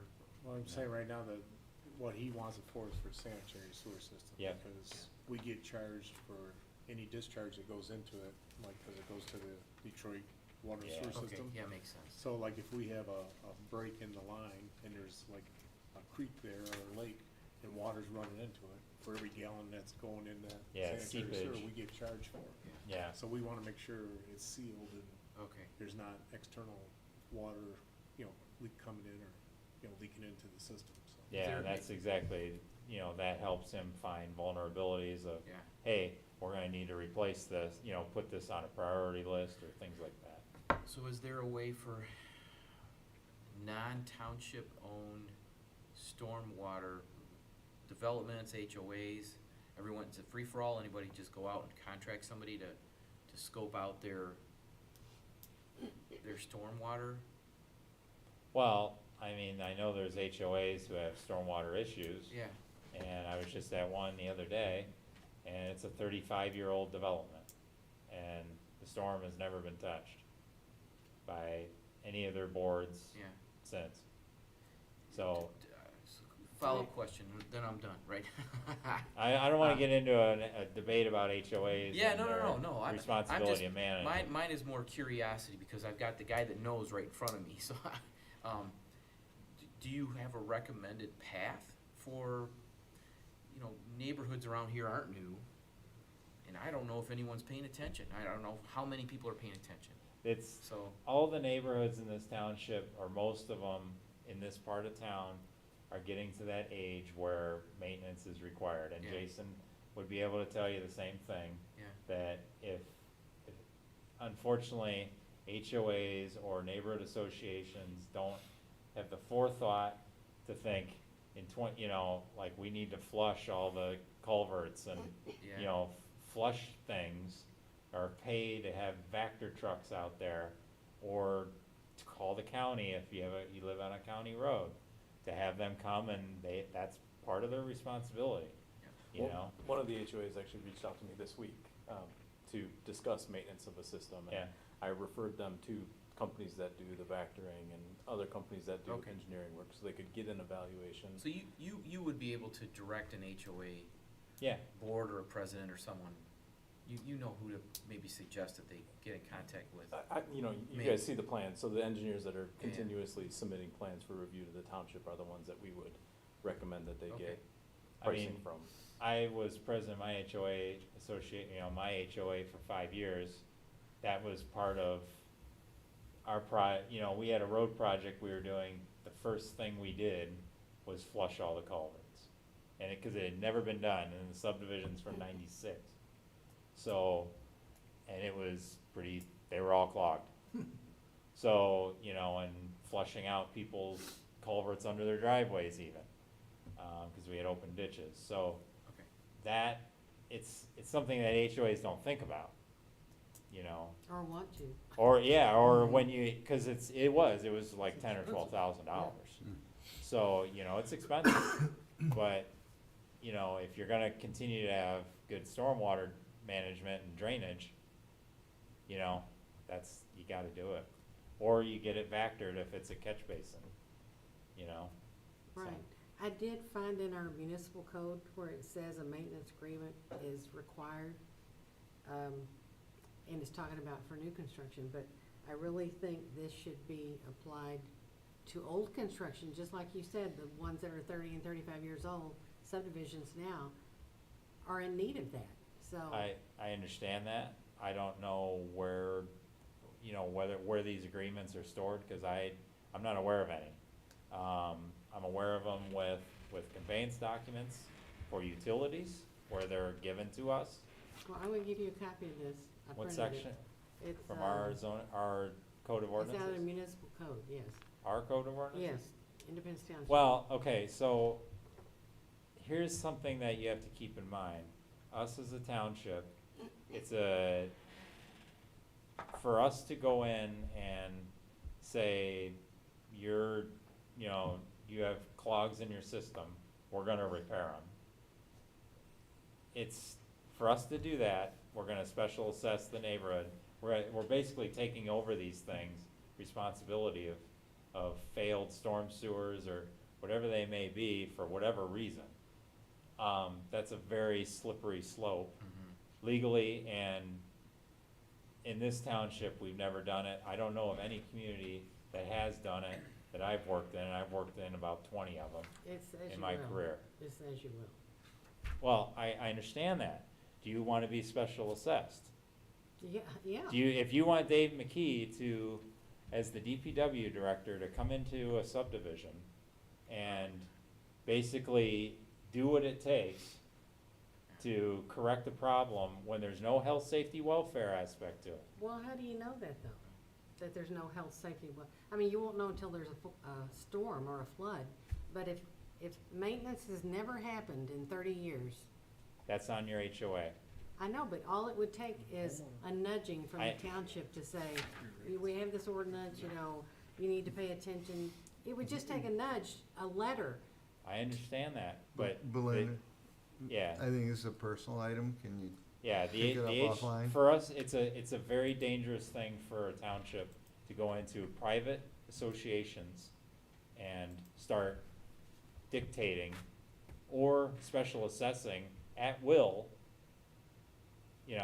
to correct a problem that may or may not be a health, safety, welfare problem. If we're gonna do that, we might as well do the roads too. Just go in Well- and repave all the roads and start charging everybody. Well, that was a millage passed by the public, Well, I'm so, just saying, they're talking about, the. Private roads? Certain, subdivisions are talking about their roads are so bad, but, they don't wanna pay for them. But what you're saying, like with the clean out the storm sewers, let's just go and repave all the roads and, okay, you owe this much money. yeah, well, that's, in Same- theory, same that's what it difference. is. That's, just, I don't In want to theory, that's what belabor it this, is.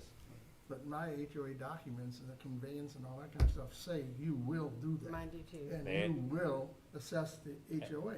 It's in Every there. condominium association says that, cause it's in the State Condo Act. Hey, But don't y'all approve that? somebody's gonna take you to court and say, listen, you signed this, the county signed it, the township signed it, get your buns out there and do it, because you're obligated to it. I don't understand the position you take. It's there in black and white, everybody has signed it. The township, the county, the HOA, the developer. Well, How do I you think say it- it's not your job? I think it comes into a point Belongs to the home. as to how far it becomes degraded before the township would step in. Yeah. I agree. And nobody's defined that, Nor wants to. so, Yeah, they don't want, I mean, it's I'd be like- upset if my HOA documents say that, but I'd be upset if they came in and just fixed something. Why'd you that- sign them? Yeah, but you probably I- have an I didn't HOA sign board it. that's taking care of things. Well, You're on the board, but so- still. You It's the same point. you don't know that though. It Yeah, could be Brian the doesn't future know that. board. Yeah. It could be the next future board. Well, that's why I'm saying there should be some oversight. It is a personal issue. I'll hush, but I'll give you this before we leave. Yeah, Okay. I mean, just so it never becomes a big problem for the residents 20 years from now. Yeah, we Somebody got be way thinking off, about I got us way off track with this. No, that's okay, that's Because okay. it was about Sashbuck Crossing and that's not what this is about. Sorry, Yeah. you done? Yeah, we're more than done, yeah. Jason, did you want to You're add anything? tired? I'll let it rest at that. Okay, Jesus, so let's get the hell out of here. okay. Motion to adjourn, please, Do adjourn? at 9:29. Support. All in favor, aye? Aye. Opposed, we're done, thank you.